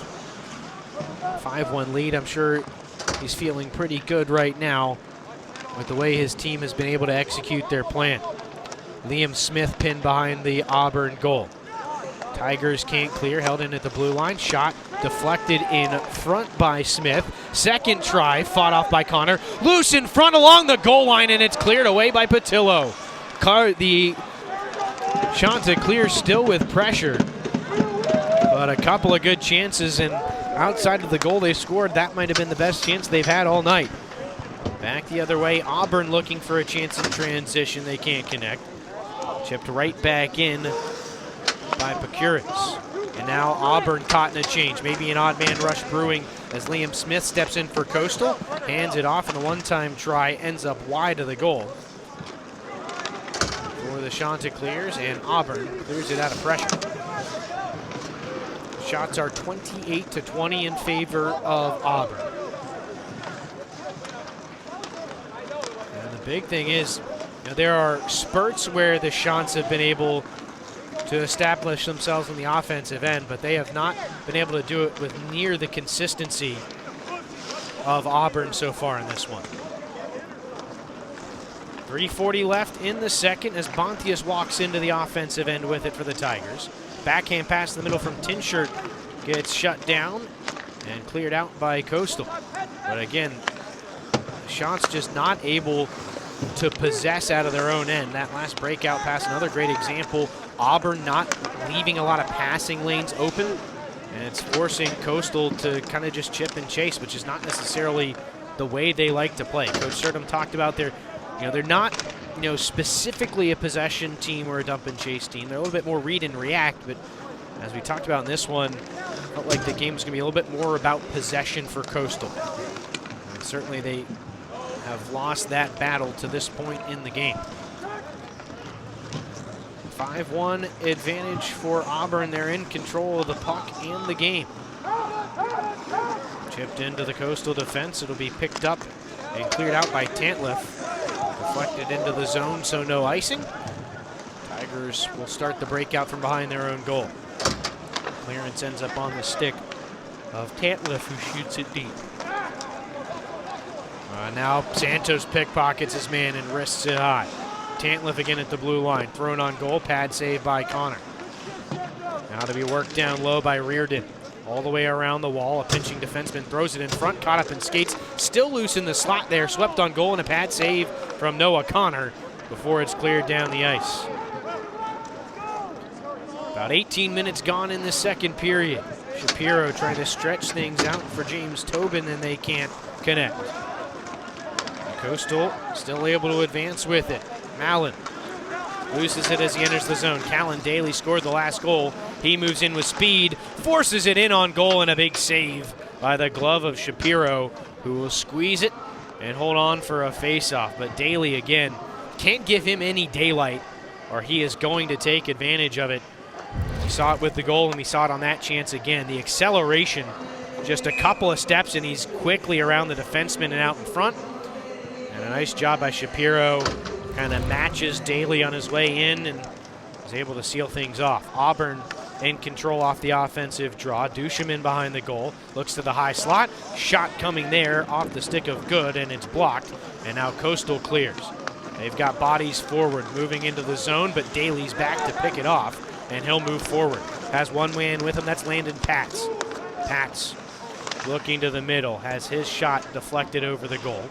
And to help Duchemin to the puck in that far corner. 1:17 left in the second period. 5-1 advantage, and they score. Auburn matching their goal total in the first period. They have 3 in the second, and it is now a 6-1 lead. As Daly picks up another, we'll take another look here. And it's another off-angle shot that I think the goaltender in Shapiro would like to have back a little bit. That's a tough one. So that's back-to-back goals for Daly. And that is another goal in the final 90 seconds of a period for Auburn here tonight.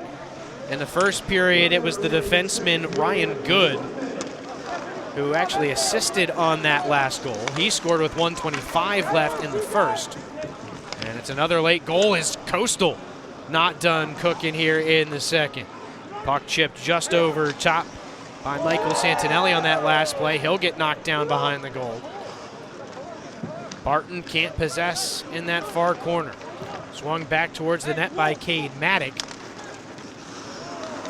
And now it's Santinelli again. He'll be hit hard, and another penalty coming up on the Auburn Tigers.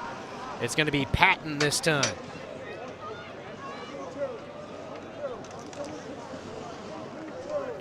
With 24 seconds left in the period, so this power play will likely carry over into the second period. Here's another look.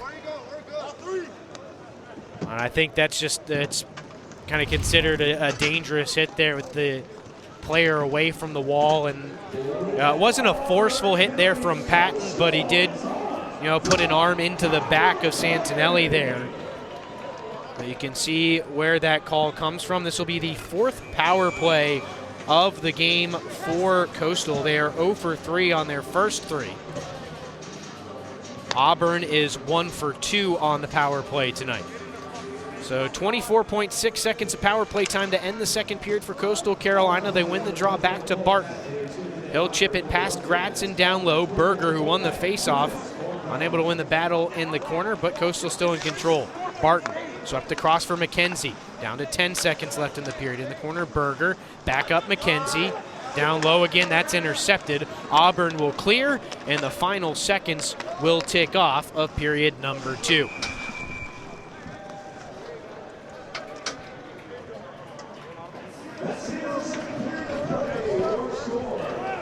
So 40 minutes down here at Truist Field, the first of 3 games this weekend and 6 over the next 2 weekends as part of the 704 outdoor faceoff. It's a 6-1 lead for the Auburn Tigers. We will be right back as our own Kendall Smith will talk with head coach Ryan Rutz of the Auburn Tigers. 6-1 Auburn after 40.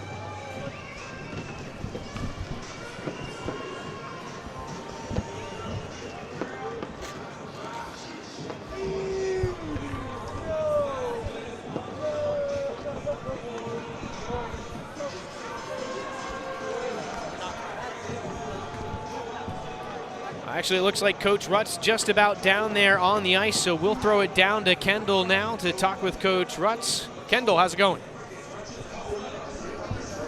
Told us before this game, Callan Daly might be the fastest college skater in the Southeast. What'd you make of the back half of that period for him? I mean, yeah, it was a great period for him. Like I said, I've seen it for the last couple of years. He's got that speed and the poise around the net, and it was, it was awesome to see. You've got a 5-goal lead heading into this final 20. What does your group need to do to close this one out?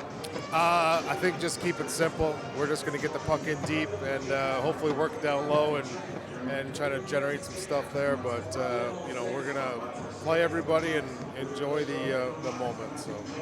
2 periods down on this outdoor ice. This is the first time that Auburn hockey has skated in an outdoor game. What's it been like so far? I mean, the atmosphere and everything is awesome. Like, you can't beat the setting. So I know the guys are it was a big game. We were looking forward to it. And, we're just excited to be here. All right, Coach. Thanks so much. Appreciate it. Thank you. Chris, back to you. Thank you, Kendall. Good words there from head coach Ryan Rutz. And I think with a 5-goal lead, you really start to dig into those hockey cliches as you head into the third and final period. We'll take a break. We'll be back with the second intermission. 6-1 Auburn.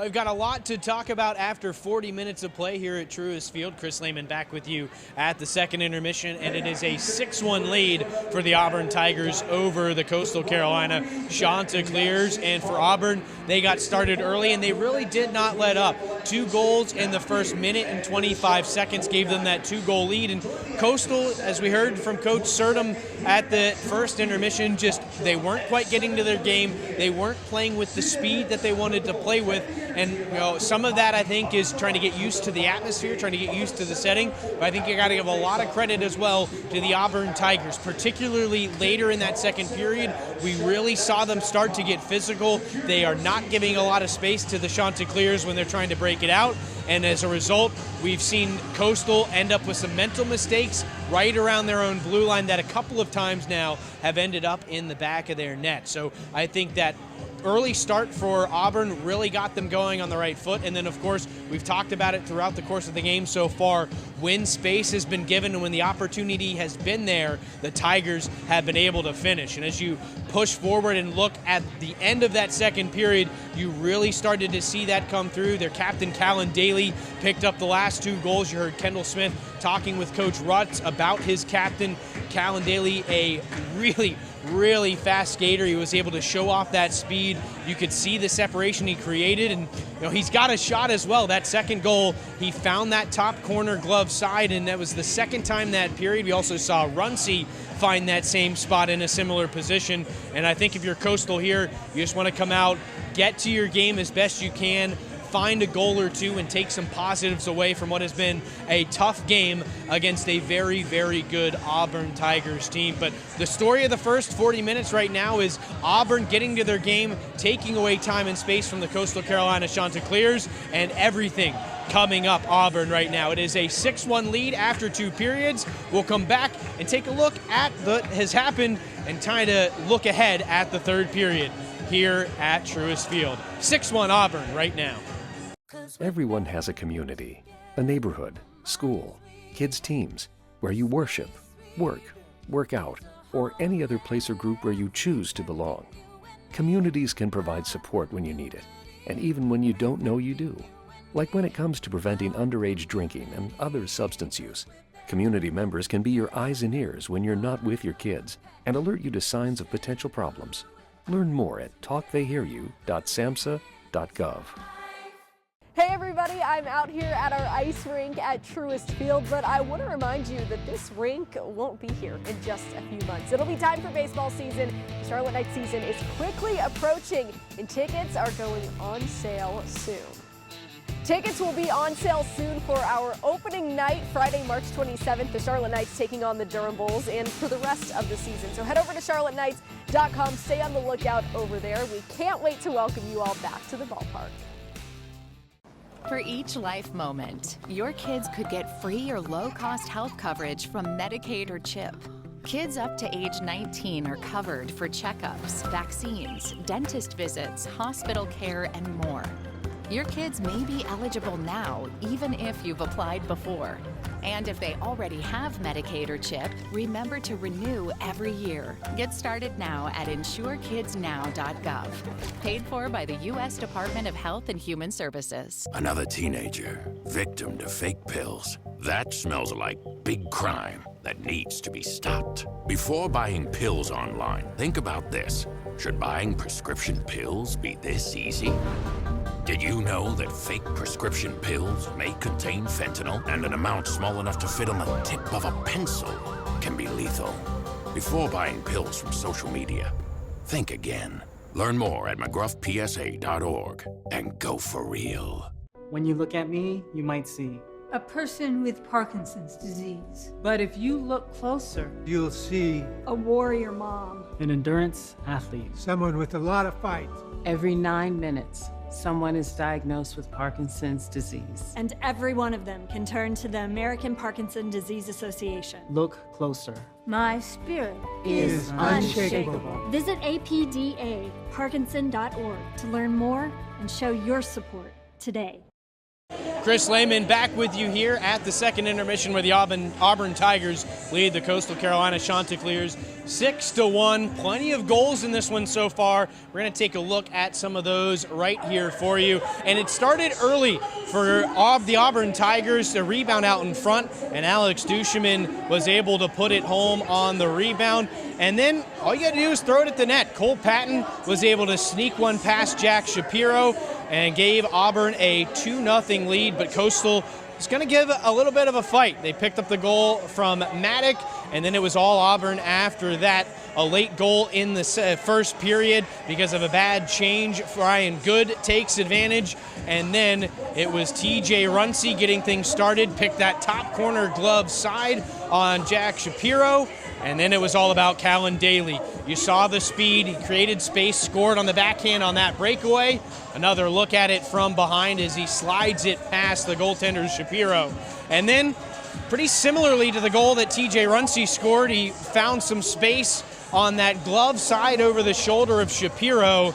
And I don't think this one's quite over yet. There's still 20 minutes to play, and as we talked about, Coastal Carolina is a little more of a third period team. They're down, but they are not out right now. We'll see what they're able to come up with in the third period, but they're going to have to get things going like Auburn did in the first two, early and often. We're going to take another break here at the second intermission. When we come back, we'll look forward to the third period and see what Auburn has to do to maintain that 5-goal lead and how Coastal might be able to put a dent in it. Right now, it's 6-1 Auburn.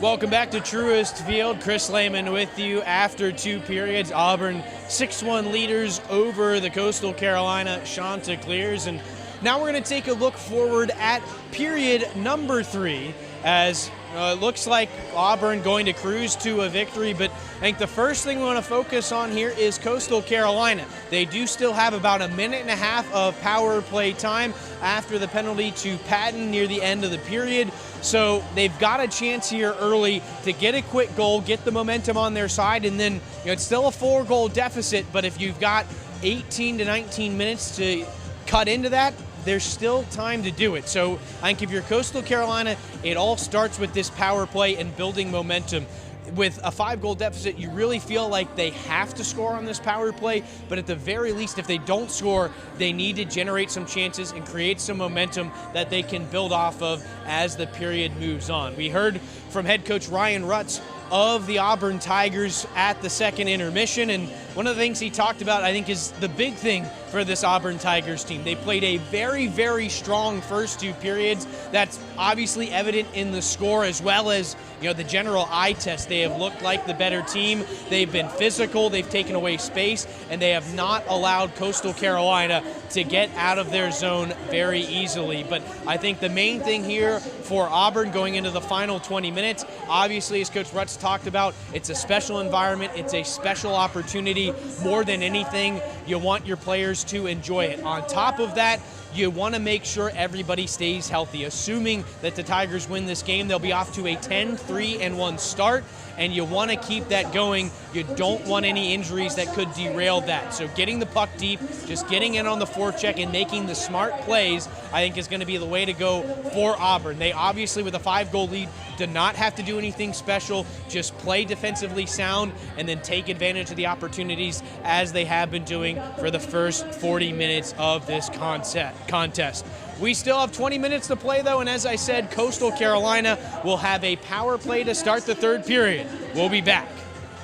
At Auburn, we're committed to providing exceptional experiences to our students, and the Auburn Creed inspires us with a spirit that is not afraid as we tackle the world's greatest challenges. Through excellence, innovation, and hard work, we create intelligent systems, resilient communities, and a safer, healthier tomorrow. And while grounded in a rich set of traditions, our groundbreaking approach motivates us to dream the biggest dreams. Join us at Auburn and be forever changed. Everyone has a community, a neighborhood, school, kids' teams, where you worship, work out, or any other place or group where you choose to belong. Communities can provide support when you need it, and even when you don't know you do. Like when it comes to preventing underage drinking and other substance use. Community members can be your eyes and ears when you're not with your kids and alert you to signs of potential problems. Learn more at talktheyhearyou.samhsa.gov. Hey everybody, I'm out here at our ice rink at Truist Field, but I want to remind you that this rink won't be here in just a few months. It'll be time for baseball season. The Charlotte Knights season is quickly approaching, and tickets are going on sale soon. Tickets will be on sale soon for our opening night, Friday, March 27th. The Charlotte Knights taking on the Durham Bulls, and for the rest of the season. So head over to charlotteknights.com. Stay on the lookout over there. We can't wait to welcome you all back to the ballpark. For each life moment, your kids could get free or low-cost health coverage from Medicaid or CHIP. Kids up to age 19 are covered for checkups, vaccines, dentist visits, hospital care, and more. Your kids may be eligible now, even if you've applied before. And if they already have Medicaid or CHIP, remember to renew every year. Get started now at insurekidsnow.gov. Paid for by the U.S. Department of Health and Human Services. Another teenager, victim to fake pills. That smells like big crime that needs to be stopped. Before buying pills online, think about this. Should buying prescription pills be this easy? Did you know that fake prescription pills may contain fentanyl, and an amount small enough to fit on the tip of a pencil can be lethal? Before buying pills from social media, think again. Learn more at mcgruffpsa.org and go for real. When you look at me, you might see a person with Parkinson's disease. But if you look closer, You'll see A warrior mom. an endurance athlete. someone with a lot of fight. Every 9 minutes, someone is diagnosed with Parkinson's disease. And every one of them can turn to the American Parkinson Disease Association. Look closer. My spirit is unshakable. Visit apdaparkinson.org to learn more and show your support today. At Auburn, we're committed to providing exceptional experiences to our students. And the Auburn Creed inspires us with a spirit that is not afraid as we tackle the world's greatest challenges. Through excellence, innovation, and hard work, we create intelligent systems, resilient communities, and a safer, healthier tomorrow. And while grounded in a rich set of traditions, our groundbreaking approach motivates us to dream the biggest dreams. Join us at Auburn and be forever changed. Hey everybody, I'm out here at our ice rink at Truist Field, but I want to remind you that this rink won't be here in just a few months. It'll be time for baseball season. The Charlotte Knights season is quickly approaching and tickets are going on sale soon. Tickets will be on sale soon for our opening night, Friday, March 27th. The Charlotte Knights taking on the Durham Bulls and for the rest of the season. So head over to charlotteknights.com. Stay on the lookout over there. We can't wait to welcome you all back to the ballpark. At Auburn, we're committed to providing exceptional experiences to our students. And the Auburn Creed inspires us with a spirit that is not afraid as we tackle the world's greatest challenges. Through excellence, innovation, and hard work, we create intelligent systems, resilient communities, and a safer, healthier tomorrow. And while grounded in a rich set of traditions, our groundbreaking approach motivates us to dream the biggest dreams. Join us at Auburn and be forever changed. Everyone has a community, a neighborhood, school, kids' teams, where you worship, work out, or any other place or group where you choose to belong. Communities can provide support when you need it, and even when you don't know you do. Like when it comes to preventing underage drinking and other substance use. Community members can be your eyes and ears when you're not with your kids and alert you to signs of potential problems. Learn more at talktheyhearyu.samhsa.gov. Hey everybody, I'm out here at our ice rink at Truist Field, but I want to remind you that this rink won't be here in just a few months. It'll be time for baseball season. The Charlotte Knights season is quickly approaching and tickets are going on sale soon.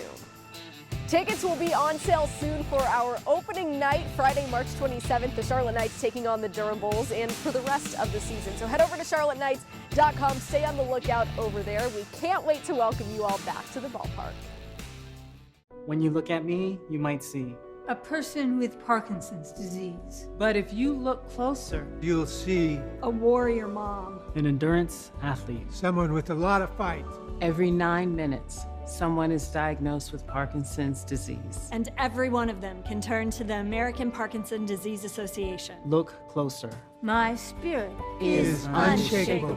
Visit apdaparkinson.org to learn more and show your support today. A little extra time added to this second intermission as they get the ice ready for period number 3. Chris Lehman back with you. 6-1 lead for the Auburn Tigers, and we've talked about the weather and how it's affected the ice conditions. We're fortunate enough to have a man of many hats, a meteorologist, broadcast engineer, producer, all of the above. But our meteorologist tonight, Brandon Boucher, going to talk to us a little bit about this weekend because it's going to be an interesting weekend with the weather. In November, we're talking about highs in the 70s here in Charlotte. Officially topped out the airport at 70 degrees today. Next couple days, we're going to see those highs right there in the low 70s, perhaps even 75, 76 on Saturday when NC State plays.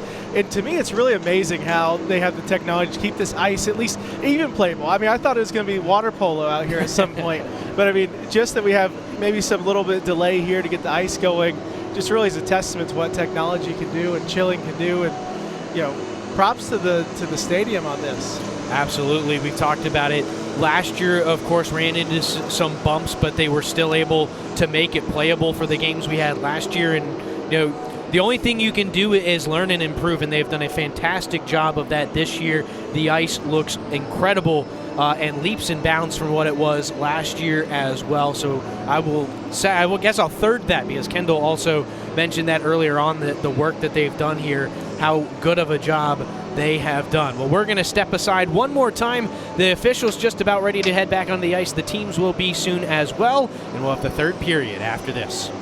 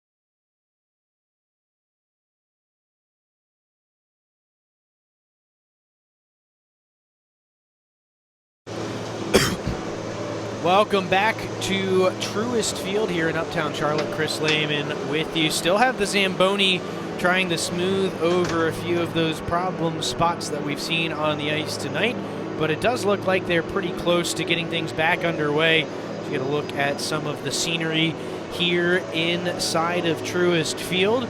It's going to be a great place. It's a really cool venue that they turn it into during some of the winter months. Light the Nights Festival is what they call it. This year it'll run from November 26th through January 4th, and it allows the local community to come out, skate on the rink outside, get a chance to do something you don't really get to do much in the South and in the state of North Carolina, skate on an outdoor rink. They've also got the slides over in the outfield as well as an option, so a lot of cool stuff to do around this area during the month, about the month of December a little bit more, but a really, really good venue. One thing that I wanted to get back to, we had started to talk about a little bit in that second period, was the support from particularly the athletic department of Coastal Carolina. As we talked with Coach Surdom about it a little bit the other day, but he talked about it in even more detail with me earlier today.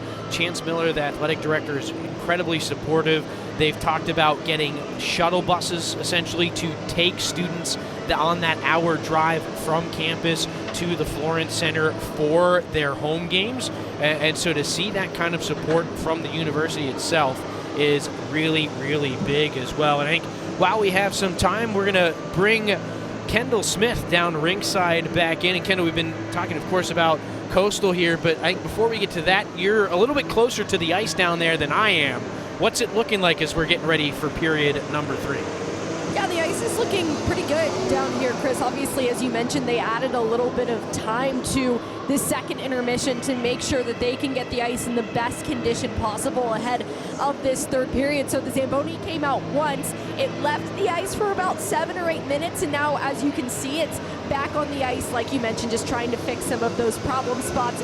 We have some of the officials out here that are taking a look, just trying to make sure all those cracks and crevices are taken care of as best possible before we get into this final 20 minutes of hockey. I love that you mentioned Chance Miller. I went to South Carolina, and he was actually working at South Carolina when I was there. He was beyond wonderful to work around, be with, and I just love what he's doing at Coastal Carolina. I really think it's so impressive the way that he's bringing in the students, trying to get them more engaged, and the support that he's giving club sports and the support, as you mentioned, that he's giving to this hockey program. I think it's fantastic. But yeah, this rink is looking pretty good down here, and Chris, it's so interesting. I've had the opportunity to watch this rink be built just a couple of weeks after the Charlotte Knights season ended at the end of September. Immediately, it was on to construction of this ice rink, and it has been non-stop here for the Charlotte Knights ever since the end of their season, getting ready for this outdoor hockey series, the 704 Outdoor Face-Off, and then, of course, Light the Nights. So the Charlotte Knights organization has done a wonderful job of making sure that this is ready, and this has really become a staple event for them, outdoor college hockey. They started it a few years back just with Charlotte and App State, and now this year it's expanded to 6 teams, which I think is so impressive. So credit to Grace Harper and her entire team here at the Charlotte Knights for making this happen, because it was immediately, Chris, after the season ended, like no time to rest. It's like baseball's over, we're on to hockey, everybody, let's go. Oh yeah, you can barely even recognize that there's a baseball field underneath of everything that is out there now. But just real quick, back to the point about Chance Miller, Coach Surdom told us he is in attendance here tonight as well. So there's a lot of support from that community and from that university as well. But it does look like we're getting close now to both teams heading back onto the ice. But Kendall, you've had a chance to talk with both coaches as well. What are you expecting out of this third period?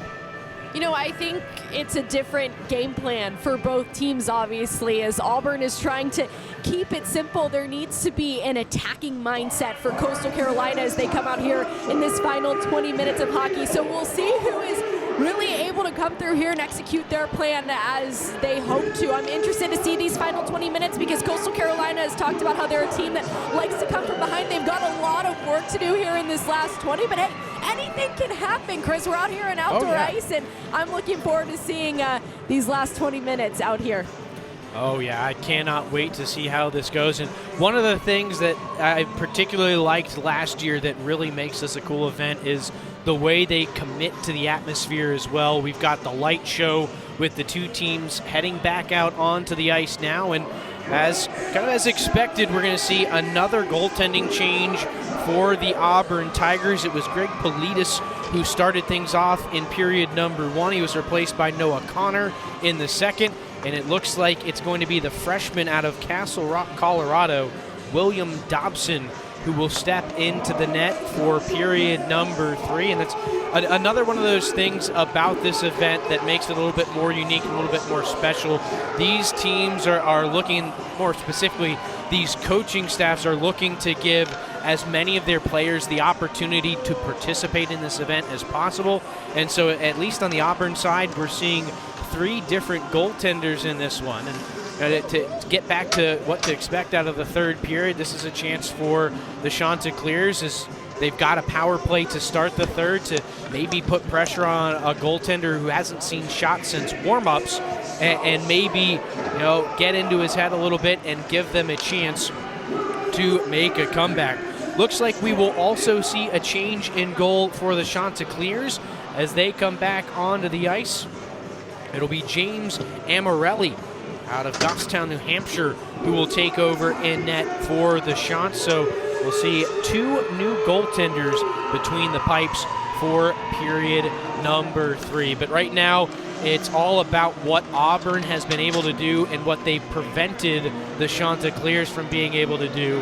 And I think I just go back to what we talked about pregame, where Auburn is a team that's big and physical and fast and will take away your time and space. And the Chants have learned that the hard way tonight.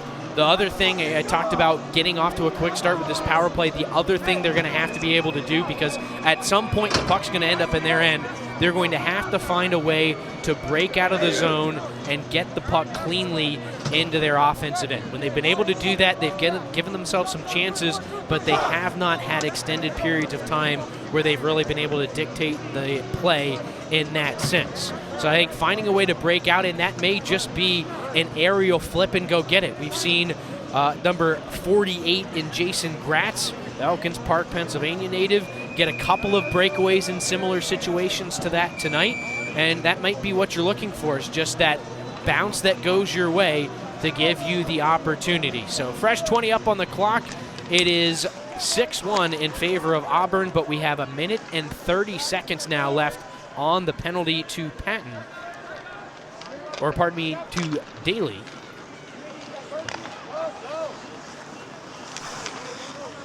And Coastal will look to break in. Skated in by Maddock.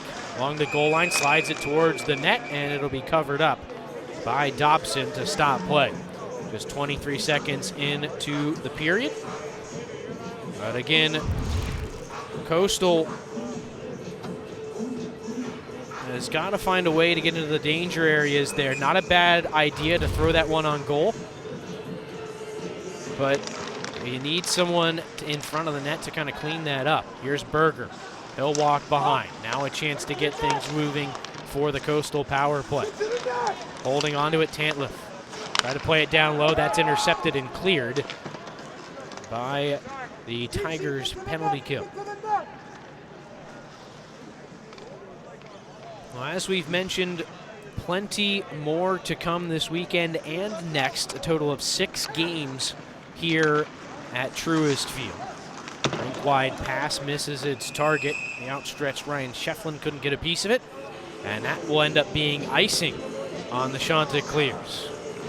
A cardinal sin of the power play. You don't want to ice it with the man advantage. It's a free clear, and on top of that, an offensive zone faceoff for Auburn now, with 37 seconds left on the penalty to Penn.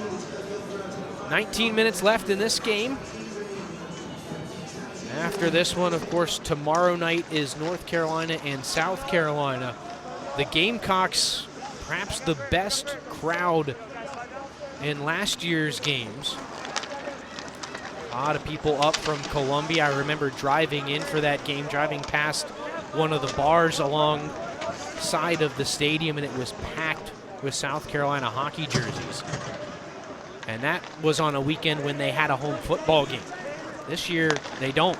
We'll see how the Gamecocks crowd turns out tomorrow. And in offsides for Coastal Carolina, unable to convert on the power play. They are now 0 for 4 tonight.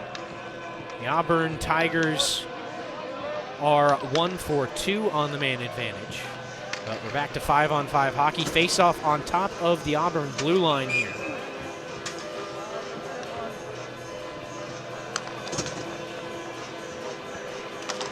That'll be Jake Fleet for Auburn. Berger for Coastal. Chanticleers trying to hold the zone and can't. Runcie trying to chip and chase. Gets back to it along the right wing. Centering pass off a stick in front. That was Kenny McKenzie making the play for the Chants. And now Coastal back the other way. Awkward bounce again right over around that Zamboni door. You can get that kick out in front. We saw it last period in favor of Auburn. Moving in Bontius. Nice diving poke check at the defense by Coastal Carolina. Hit hard into the boards was Bontius. He was looking for a call. He's not going to get it, though, as Auburn continues to go to work in the offensive end. Moved up and out by Reardon. At center ice, it's knocked loose. Auburn takes back over. Ryan Good steers it to the middle. Bontius takes the shot high and wide of the goaltender, Amarelli. And now the Chants get it out. They'll get a change. They're going to have icing. I'm not sure that change is going to hold. We'll see how many guys they pull back onto the ice. Going to be a few tired sets of legs after that icing call. 17:21 left in the third. Auburn up 6-1 here at Truist Field. Tigers continuing a strong start to the season. 9-3-1 coming into tonight, looking at 10-3-1 in all likelihood after 17 more minutes of hockey. But again, this Coastal team, you know, they're struggling to find their game, but they're not struggling to find the effort. We talked about with Coach Surdom, so the team that's not going to give up. A chance maybe for Barton, but the stretch pass too long, and it is the goaltender Dobson poking it away.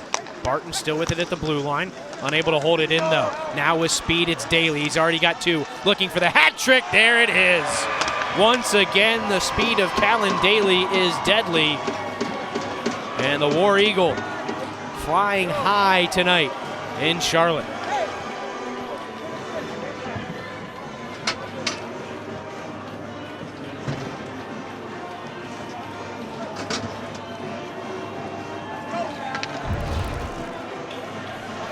Here's another look at it. Not too dissimilar a move to the first goal he scored on Shapiro back in the second. A 7-1 lead now for the Auburn Tigers.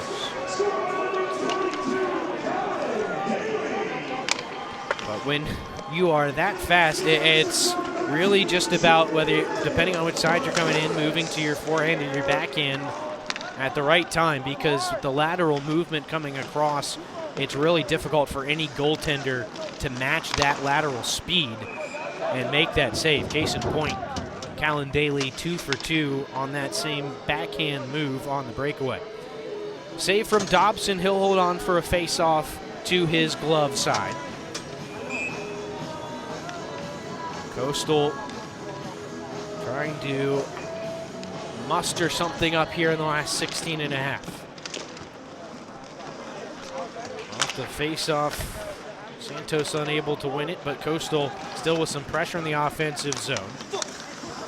Stalled out at the Auburn blue line, but the Tigers still able to chip it back into the Coastal end.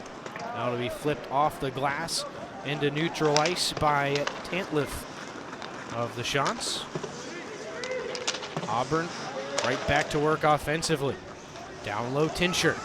The work behind the goal. Santos bodies him up, backhanded up high. Now Patillo. Through traffic, it ends up on the side of the goal. Tigers still in control. Centering pass picked off by Shefflin, and now the Chants can break out. Neron throws it on goal. It's off the stick of Dobson, and that's out of play. We had a face-off again in the Auburn end. 15:34 still remaining in this third period. Shots were 31-22 after 2 periods. Both teams have 3 shots here in the third. Only goal, though, for the Auburn Tigers. Face-off one forward, loose in front, and they score. What a move off the face-off by Connor Pacheco. And he's able to find a teammate in front, that's Roman Berger. And Coastal Carolina still showing some life.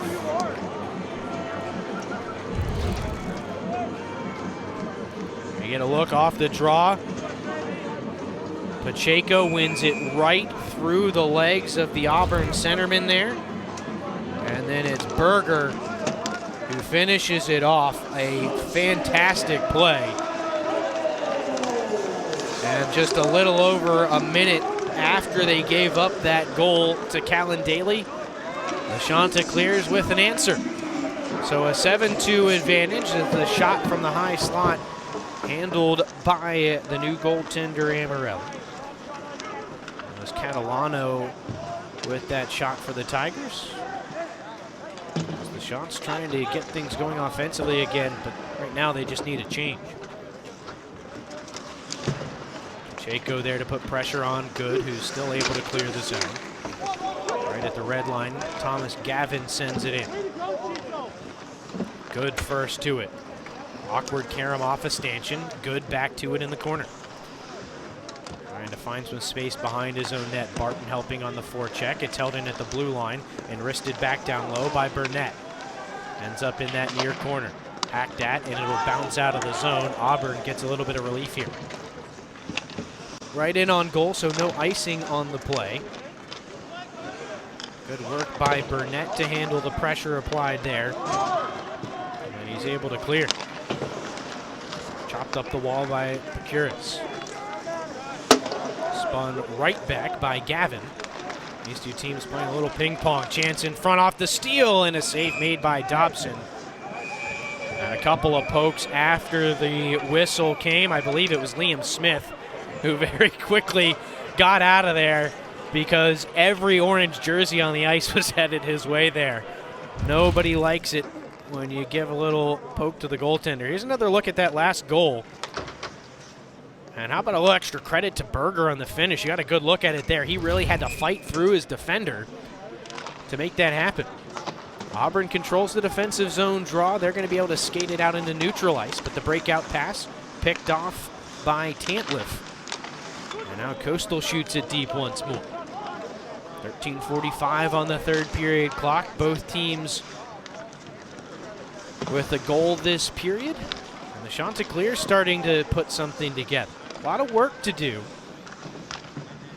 But they can still make this a little bit more of a respectable score up there. Shot coming from Santos. Rebound is loose there. And Auburn able to protect their goaltender as he covers up the rebound for another faceoff. But this is perhaps the best sequence we've seen from the Chanticleers all night.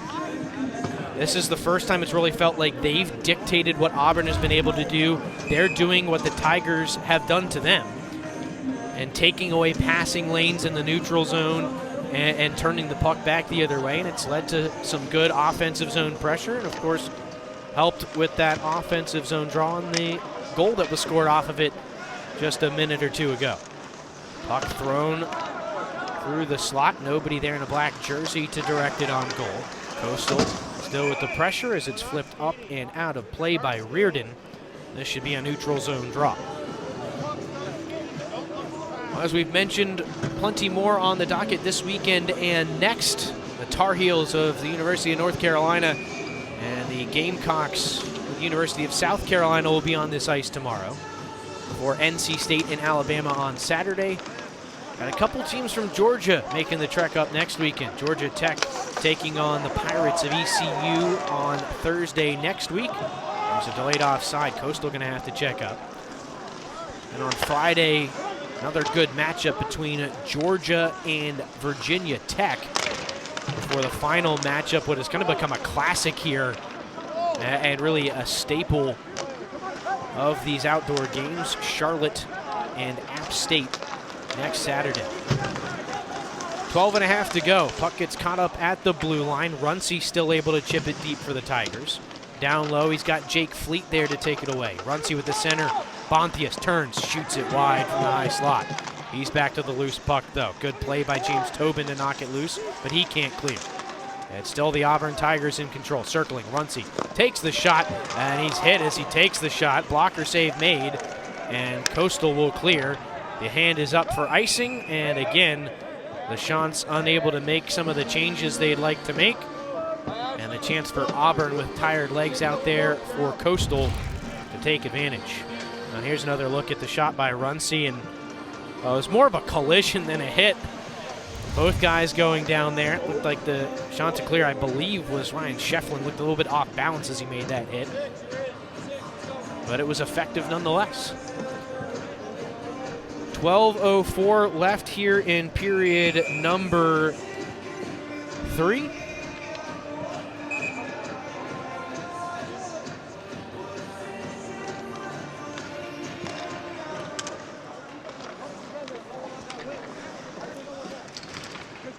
Auburn looking to apply some pressure now after they win the face-off. Having trouble with the control, Duchemin. Tantliff trying to clear. It gets stopped up at the blue line. And Auburn just not giving an inch.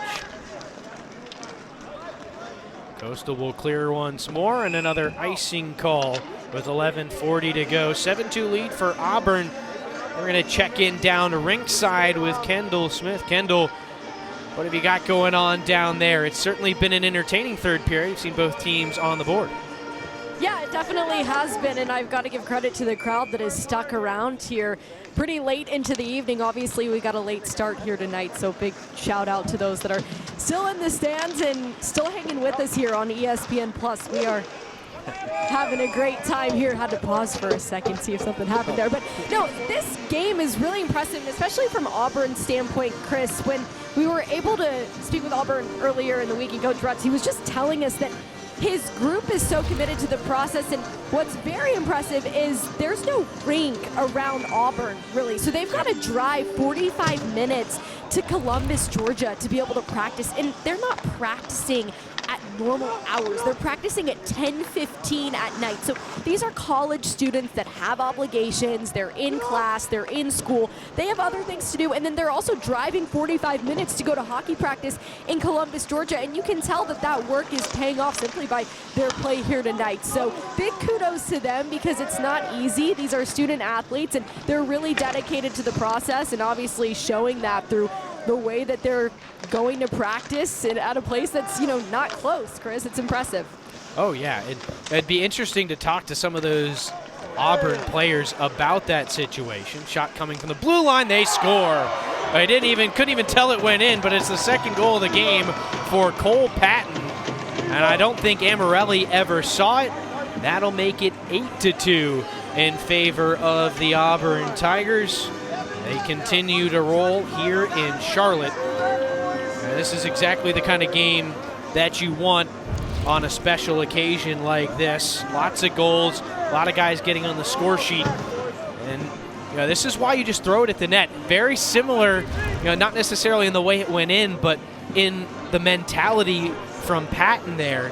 He came in transition in the first period, just threw it on net, it ended up in. And in that situation, he had a lot of bodies between him and the net.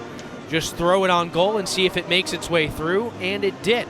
And so an 8-2 lead with 10:44 to go. Looks like they might be checking in on the ice down behind the Coastal Carolina net. But to get back to that point, talking about Auburn having to drive and those players having to drive close to an hour to get to practice late at night on the weeknights, it'd be interesting to talk to the players about how they feel about that, because one thing that caught me by surprise when working with the NC State program was most of the players actually enjoyed or would prefer that late 10:15 start to practice. And of course, at NC State, the drive's half of what it is to the rink that is for the Auburn Tigers. But it gave them the time to get their homework and all their coursework done for the night, and then just be able to go focus on what they had to do on the ice for practice. So I'd be curious to see if it's similar for the Auburn Tigers. Heavy hit down in that corner, and we're going to get a penalty on Coastal Carolina. I believe that's Ryan Good, who's a little bit slow to get up. he got crunched by a Chanticleer that looks to be Luke Barton down there. And Kendall, that happened right down in your corner. Yeah, Chris, it did, and it was a heavy hit for sure. It looks like we're all good skating off to the bench, and thankfully for that, a little slow to get up there. But yeah, right in my corner, and definitely a heavy hit. These guys are still going at it here. It's starting to get a little bit more physical here in this third period, as we've seen here, Chris. So glad that one didn't appear to be anything that was too serious. Back on the bench and looking okay. Well, that's certainly good to hear. Nobody's pulling punches in this one, that's for sure. Everyone wants to have something, some memory from this game outdoors, whether it's a hit or a goal, or even just making the right play at the right time as Auburn lets the puck sneak out of the zone. They're offsides, and the faceoff comes into neutral ice with 1:50 left on the man advantage. It is a boarding penalty announced over the PA system here at Truist Field. But a 2-minute power play for Auburn, their third man advantage of the evening. They are 1 for 2 so far. Puck squirts over in front of the benches, retrieved by Patillo, and now Auburn can work into the zone and set up the power play. Patton has 2 goals already. Callan Daly, the captain, has a hat trick. So those two combining for over half of the tallies. Here's Patton again. Shot, save made by the pad of Amarelli. Coastal can't clear, but we've got a hand pass that will stop things here. And a face-off out on top of the Coastal blue line upcoming. But what a night for the captain, Callan Daly. As we talked about, he's got a hat trick already. We'll get another look at that hit by Barton. But Callan Daly, the captain, has the hat trick. Actually ran into his dad up here on the home run porch here at Truist Field. Stopped by the broadcast. His billet mom, actually, from his junior days up in New York, is here as well for this game. So some special attendees for the Auburn captain, and he's been able to put on a show. Shot from the point doesn't get to the net. Tigers still in control with a minute left on the power play. They'll work it up top. Patton looking for that third. There it is. Another hat trick for an Auburn Tiger. This time it's the defenseman. And Cole Patton has his third. Well, we'll want to see another look at it too. There is the possibility that this got deflected on the way to the net.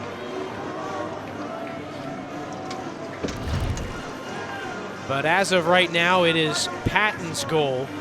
And either way, it is a 9-2 lead for Coastal Carolina. And Auburn going to go right back to work. They win the neutral zone faceoff. They're back in on the attack. Backhand attempt, blocked at the defense by Burnett. And Coastal clears it out to neutral ice.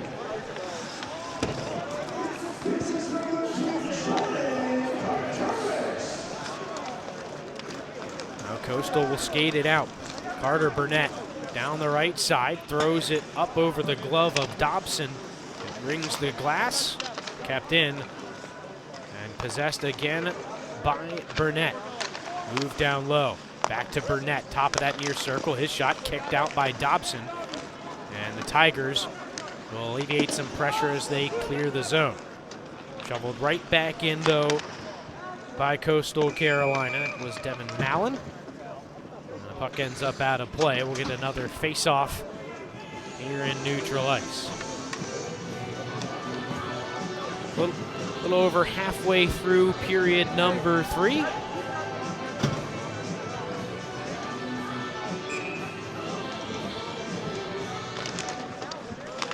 And Coastal will advance right off the draw. Chipped into the far corner. Gratz in to put pressure on. And that'll force a turnover. High slot, puck pops loose, settled down, Berger, thrown towards goal and wide. Gratz behind the net with it. Has it knocked off his stick. Chopped up and out of the zone. This one trickling down the ice. It'll be a foot race, but icing negated by Sam Catalano, who hustles down to get it. Auburn pins it behind the Coastal net. Pops loose, Catalano back behind the goal. Thomas Gavin first there for Coastal. Moved up for Gratz, and he slaps it down the ice. And this will be another icing negated by a strong play coming up the ice. And Coastal was able to get there first. 7:40 now on the clock. Stuck up along that far wall. Eventually some space for Charlie Kemner to skate it out. As he gets to the blue line, he'll just chip it in caddy corner. Slapped around for McKenzie. Now Coastal will look to break out. Elevated all the way down, and those are the sort of plays that I thought we might see a little bit more from Coastal. Now, they found a way to break out of the zone a little bit more cleanly this period. I don't know if that's a result of maybe Auburn looking to just conserve their lead a little bit and consolidate things and just defend, or if it's an adjustment by Coastal. It's a little bit of both, I would say.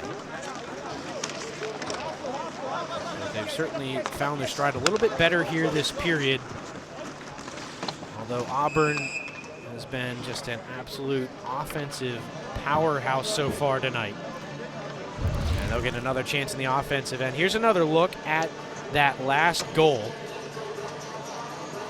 And it definitely looks like it went in clean from there. So Patton, the goal scorer.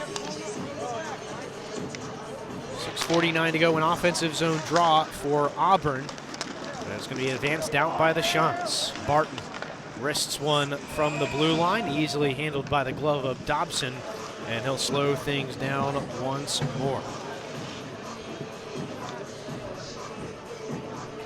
The other thing that's going to make things a little bit more difficult this period, something that Kendall hit on a little bit earlier on in the game, is kind of the choppiness of the ice as things wear on. It's, as we've talked about, a temporary ice surface, so there are going to be challenges that come along with that. The ice surface is certainly not going to be perfect.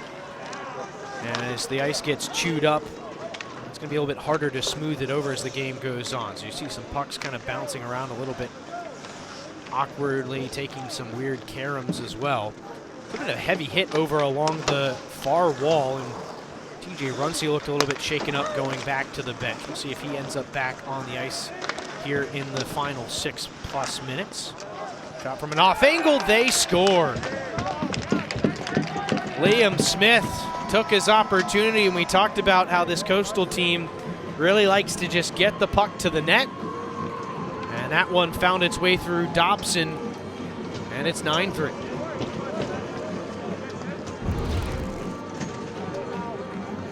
Here's a look from behind. We'll see if Dobson just comes off this post a little too much. Not really. Just kind of left a little bit too much space down between his glove and that right pad. And William Smith was able to find the back of the net. Cade Maddock with the assist, so a multi-point night for Maddock, who had the first goal for Coastal Carolina back in period number 1. But now for these two teams, the last 5 minutes and 40 seconds here,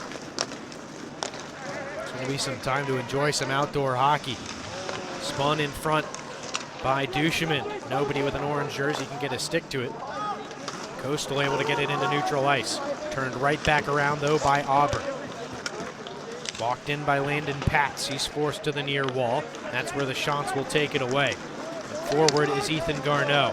Splits a pair of defensemen, takes the shot right into that War Eagle logo on the Auburn uniform of Dobson. And they'll swallow it up for a face-off. 5:13 left on the clock. A lot of memories for this Auburn team in particular. The Auburn contingency sticking around to enjoy what has turned into a convincing win over Coastal Carolina. As we mentioned, Auburn will move to 10-3-1 with the victory. Unfortunately for Coastal, they'll drop to 0-6, but one thing that we're pretty confident about with this coaching staff for the Chanticleers is that they are not going to panic. There was no panic or didn't sense any panic, at least from Coach Serta when we talked earlier in the week. He knew that this was a really tough schedule, as it typically is for his team going into the fall semester. And so they'll be looking to right the ship, particularly after the turn of the calendar year, but as they move forward as well. Down under 5 minutes left. Seamus Reardon carries it forward, dropped off to be dumped in by James Tobin. But for the Tigers, of course, you've got Callan Daly, your captain, who picks up the hat trick, as well as one of your top defensemen in Cole Patton, who's picked up 3 goals as well. And for the Auburn Tigers, you really couldn't have asked for a better result. And there's another one for Coastal. Slid in front and finished off, I believe. That is Connor Pacheco who finished it off in front. We talked about Coastal. This is a team that doesn't stop competing regardless of what the scoreboard says. And right now is a perfect example. It's now 9-4 Auburn.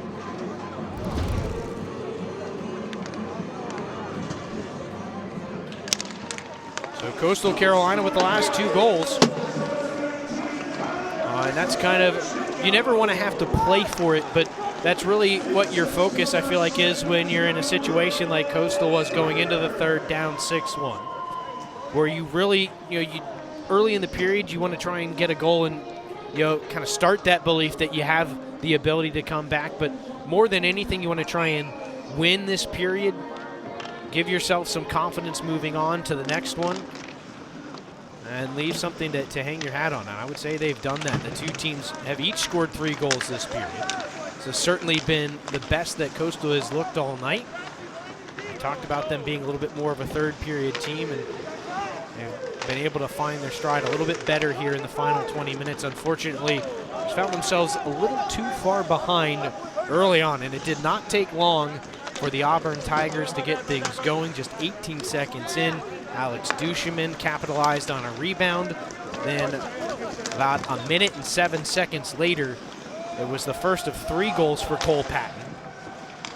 That made it 2-0. And after that, Auburn never really looked back. Coastal was able to make it 2-1, a little less than halfway into the first period. But that was the closest they would get, as Auburn scored the next 5 goals. And here late, Coastal has been able to push back a bit. Here's another chance in transition. Neron has his shot blocked by the defenseman Kemner. Stuck in the corner now near side. Puck squirts loose. Coastal is trying to get pucks to the net here late. Neron gets stuck to the wall. A couple of Auburn Tigers there as it comes loose. Santos with the shot through a little bit of traffic, and Dobson able to make the save. No love lost between these 2 teams. Continuing to fight hard and physically late into this game. Thrown on goal, fought off by the shoulder of Dobson. Not sure if it was technically on goal or not.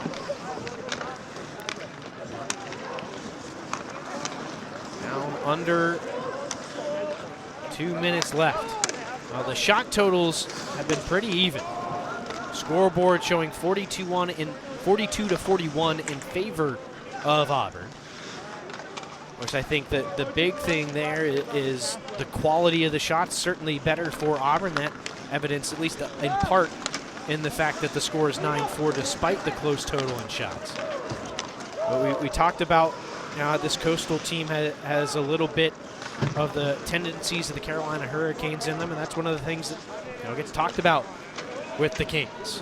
They love to get shots to the net. They don't care if they're the high-quality shots. They tend to try and generate those high-quality chances, almost kind of using low-quality shots that create rebounds. I think that's similar to what we've seen tonight from Coastal Carolina. They'll get to the puck to the net from anywhere, and it does result in a pretty high total number of shots, but it doesn't always translate into enough goals. 4 goals tonight, not a bad number, just not enough against a very strong offensive team in the Auburn Tigers, who continue to flex their muscles here in the last minute. Shot blocked from the point. Swatted at and cleared by the Coastal defense. That was Tantliff. But the Tigers going to go right back to work. Here's Patton. He's already got 3. Sweeps it wide with 25 seconds to go. Here's Ryan Good. Took a heavy hit from Barton earlier on this period, but good to see him back on the ice. The other heavy hit was on number 17, TJ Runcie, who's also out there as well. So good news for Auburn, despite a couple of bumps and bruises, possibly those two still in playing shape.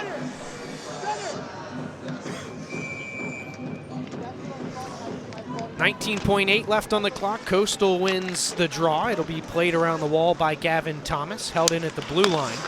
Shot gets caught up in the high slot. A couple of Tigers run into each other in the neutral zone. Maybe one more chance for Coastal, but they come in off sides with 7 seconds to go.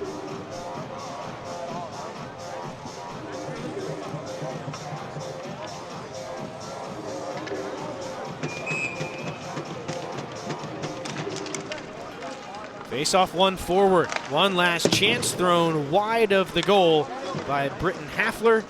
And the clock will run out as the puck is skated forward by Jake Fleet. It is a 9-4 win for the Auburn Tigers here in the first game of 6 as part of the 7:04 outdoor face-off. The Tigers got going early, and then they never looked back. Played 3 different goalies tonight, too. Not overly surprised by that, as Coach Rutz wanted to give all 3 of his goaltenders here a chance to play on the outdoor rink. And they all had fairly solid appearances. Dobson, I think, had to deal with a little bit more in the third period than his 2 counterparts in Noah Connor or just 2 teammates, rather, in Noah Connor and Greg Politis. But he was able to make a couple of tough saves in that third period. The final count, again, 9-4, but it started early. We were kind of recapping earlier on. The 2 goals in the first minute and a half from Duchemin and Patton got things going for the Tigers. Cade Maddock was able to cut that lead in half, 9.5 minutes into the game, but Auburn was not going to look back after that. They took advantage of a bad change late in the first period, and that's when Ryan Good got on the scoreboard to make it 3-1 after one. It was a 3-0 second period in favor of Auburn as they picked up goals from TJ Runcie as well as a pair from their captain and Callan Daly, his first 2 of what ended up being a hat trick night. And he will actually, the captain of the Auburn Tigers, will meet up with our own Kendall Smith here in just a moment to talk about the experience on the ice and just the performance that he had in this game. So it was a 6-1 lead going into the third. Daly finished off his hat trick early in the third period to make it 7-1. And that's when Coastal started to push back a little bit. They got a goal from Berger. They eventually got a couple of goals as well from Liam Smith and then Connor Pacheco. But it was not enough of a pushback to get back within striking distance of the Auburn Tigers as they came away with a 9-4 win tonight. Both teams thanking their fans that made the trek up here to Charlotte for this special occasion. And when we get a second here, waiting on the captain of the Tigers to make his way over for our post-game interview. But Auburn now 10-3-1, Coastal 0-6, but again, that 0-6 record not an indication of how good this Coastal team is. They put up a good fight even here tonight, especially I think it was shown in that third period. But we do have more coming your way over the course of this weekend. We will see the Tar Heels of North Carolina and the South Carolina Gamecocks tomorrow night, and then the NC State Ice Pack and the Alabama Frozen Tide in the final game of the weekend. That will be a Saturday night game that is scheduled for a 7:30 puck drop. It'll be interesting to see how everything pans out. As we've talked about, weather very warm this weekend, so it'll be a challenge, I'm sure, for the ice crew here with the Charlotte Knights here at Truist Field that are taking care of things to get things ready for puck drop these next couple nights, but should have a couple of really good matchups coming up as well, as we've got some really good programs, say, coming in. Hey everybody, I'm out here at our ice rink at Truist Field, but I want to remind you that this rink won't be here in just a few months. It'll be time for baseball season. The Charlotte Knights season is quickly approaching, and tickets are going on sale soon. Tickets will be on sale soon for our opening night, Friday, March 27th. The Charlotte Knights taking on the Durham Bulls, and for the rest of the season. So head over to charlotteknights.com. Stay on the lookout over there. We can't wait to welcome you all back to the ballpark. For each life moment, your kids could get free or low-cost health coverage from Medicaid or CHIP. Kids up to age 19 are covered for checkups, vaccines, dentist visits, hospital care, and more. Your kids may be eligible now, even if you've applied before. And if they already have Medicaid or CHIP, remember to renew every year. Get started now at insurekidsnow.gov. Paid for by the U.S. Department of Health and Human Services. Another teenager, victim to fake pills. That smells like big crime that needs to be stopped. Before buying pills online, think about this. Should buying prescription pills be this easy? Did you know that fake prescription pills may contain fentanyl, and an amount small enough to fit on the tip of a pencil can be lethal? Before buying pills from social media, think again. Learn more at mcgruffpsa.org and go for real. When you look at me, you might see A person with Parkinson's disease. But if you look closer, You'll see A warrior mom. an endurance athlete. someone with a lot of fight.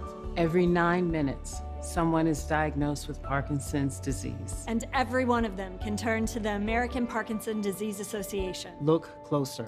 My spirit Is unshakable. Visit apdaparkinson.org to learn more and show your support today. We're back at Truist Field one more time here on this Thursday evening as the Auburn Tigers head off with a 9-4 win over the Coastal Carolina Chanticleers. As you can see, still a very special moment for both of these teams. They've been hanging around on the ice, soaking it in, and of course for the Auburn Tigers, they're going to soak in a 9-4 victory. But a great game for the Tigers. They executed their game plan. For Coastal, they weren't quite able to get to it till the third, but they were able to give a little bit of pushback and show something in the third with 3 goals as they cut it back to a 9-4 game. Now, this is the first of 3 games this weekend, so you'll see us back here again tomorrow night. The scheduled opening puck drop is 7:30 for tomorrow, but of course with the weather, we'll have to see how that impacts ice conditions. For tonight, that's all we have for you. The Auburn Tigers take down the Coastal Carolina Chanticleers 9-4.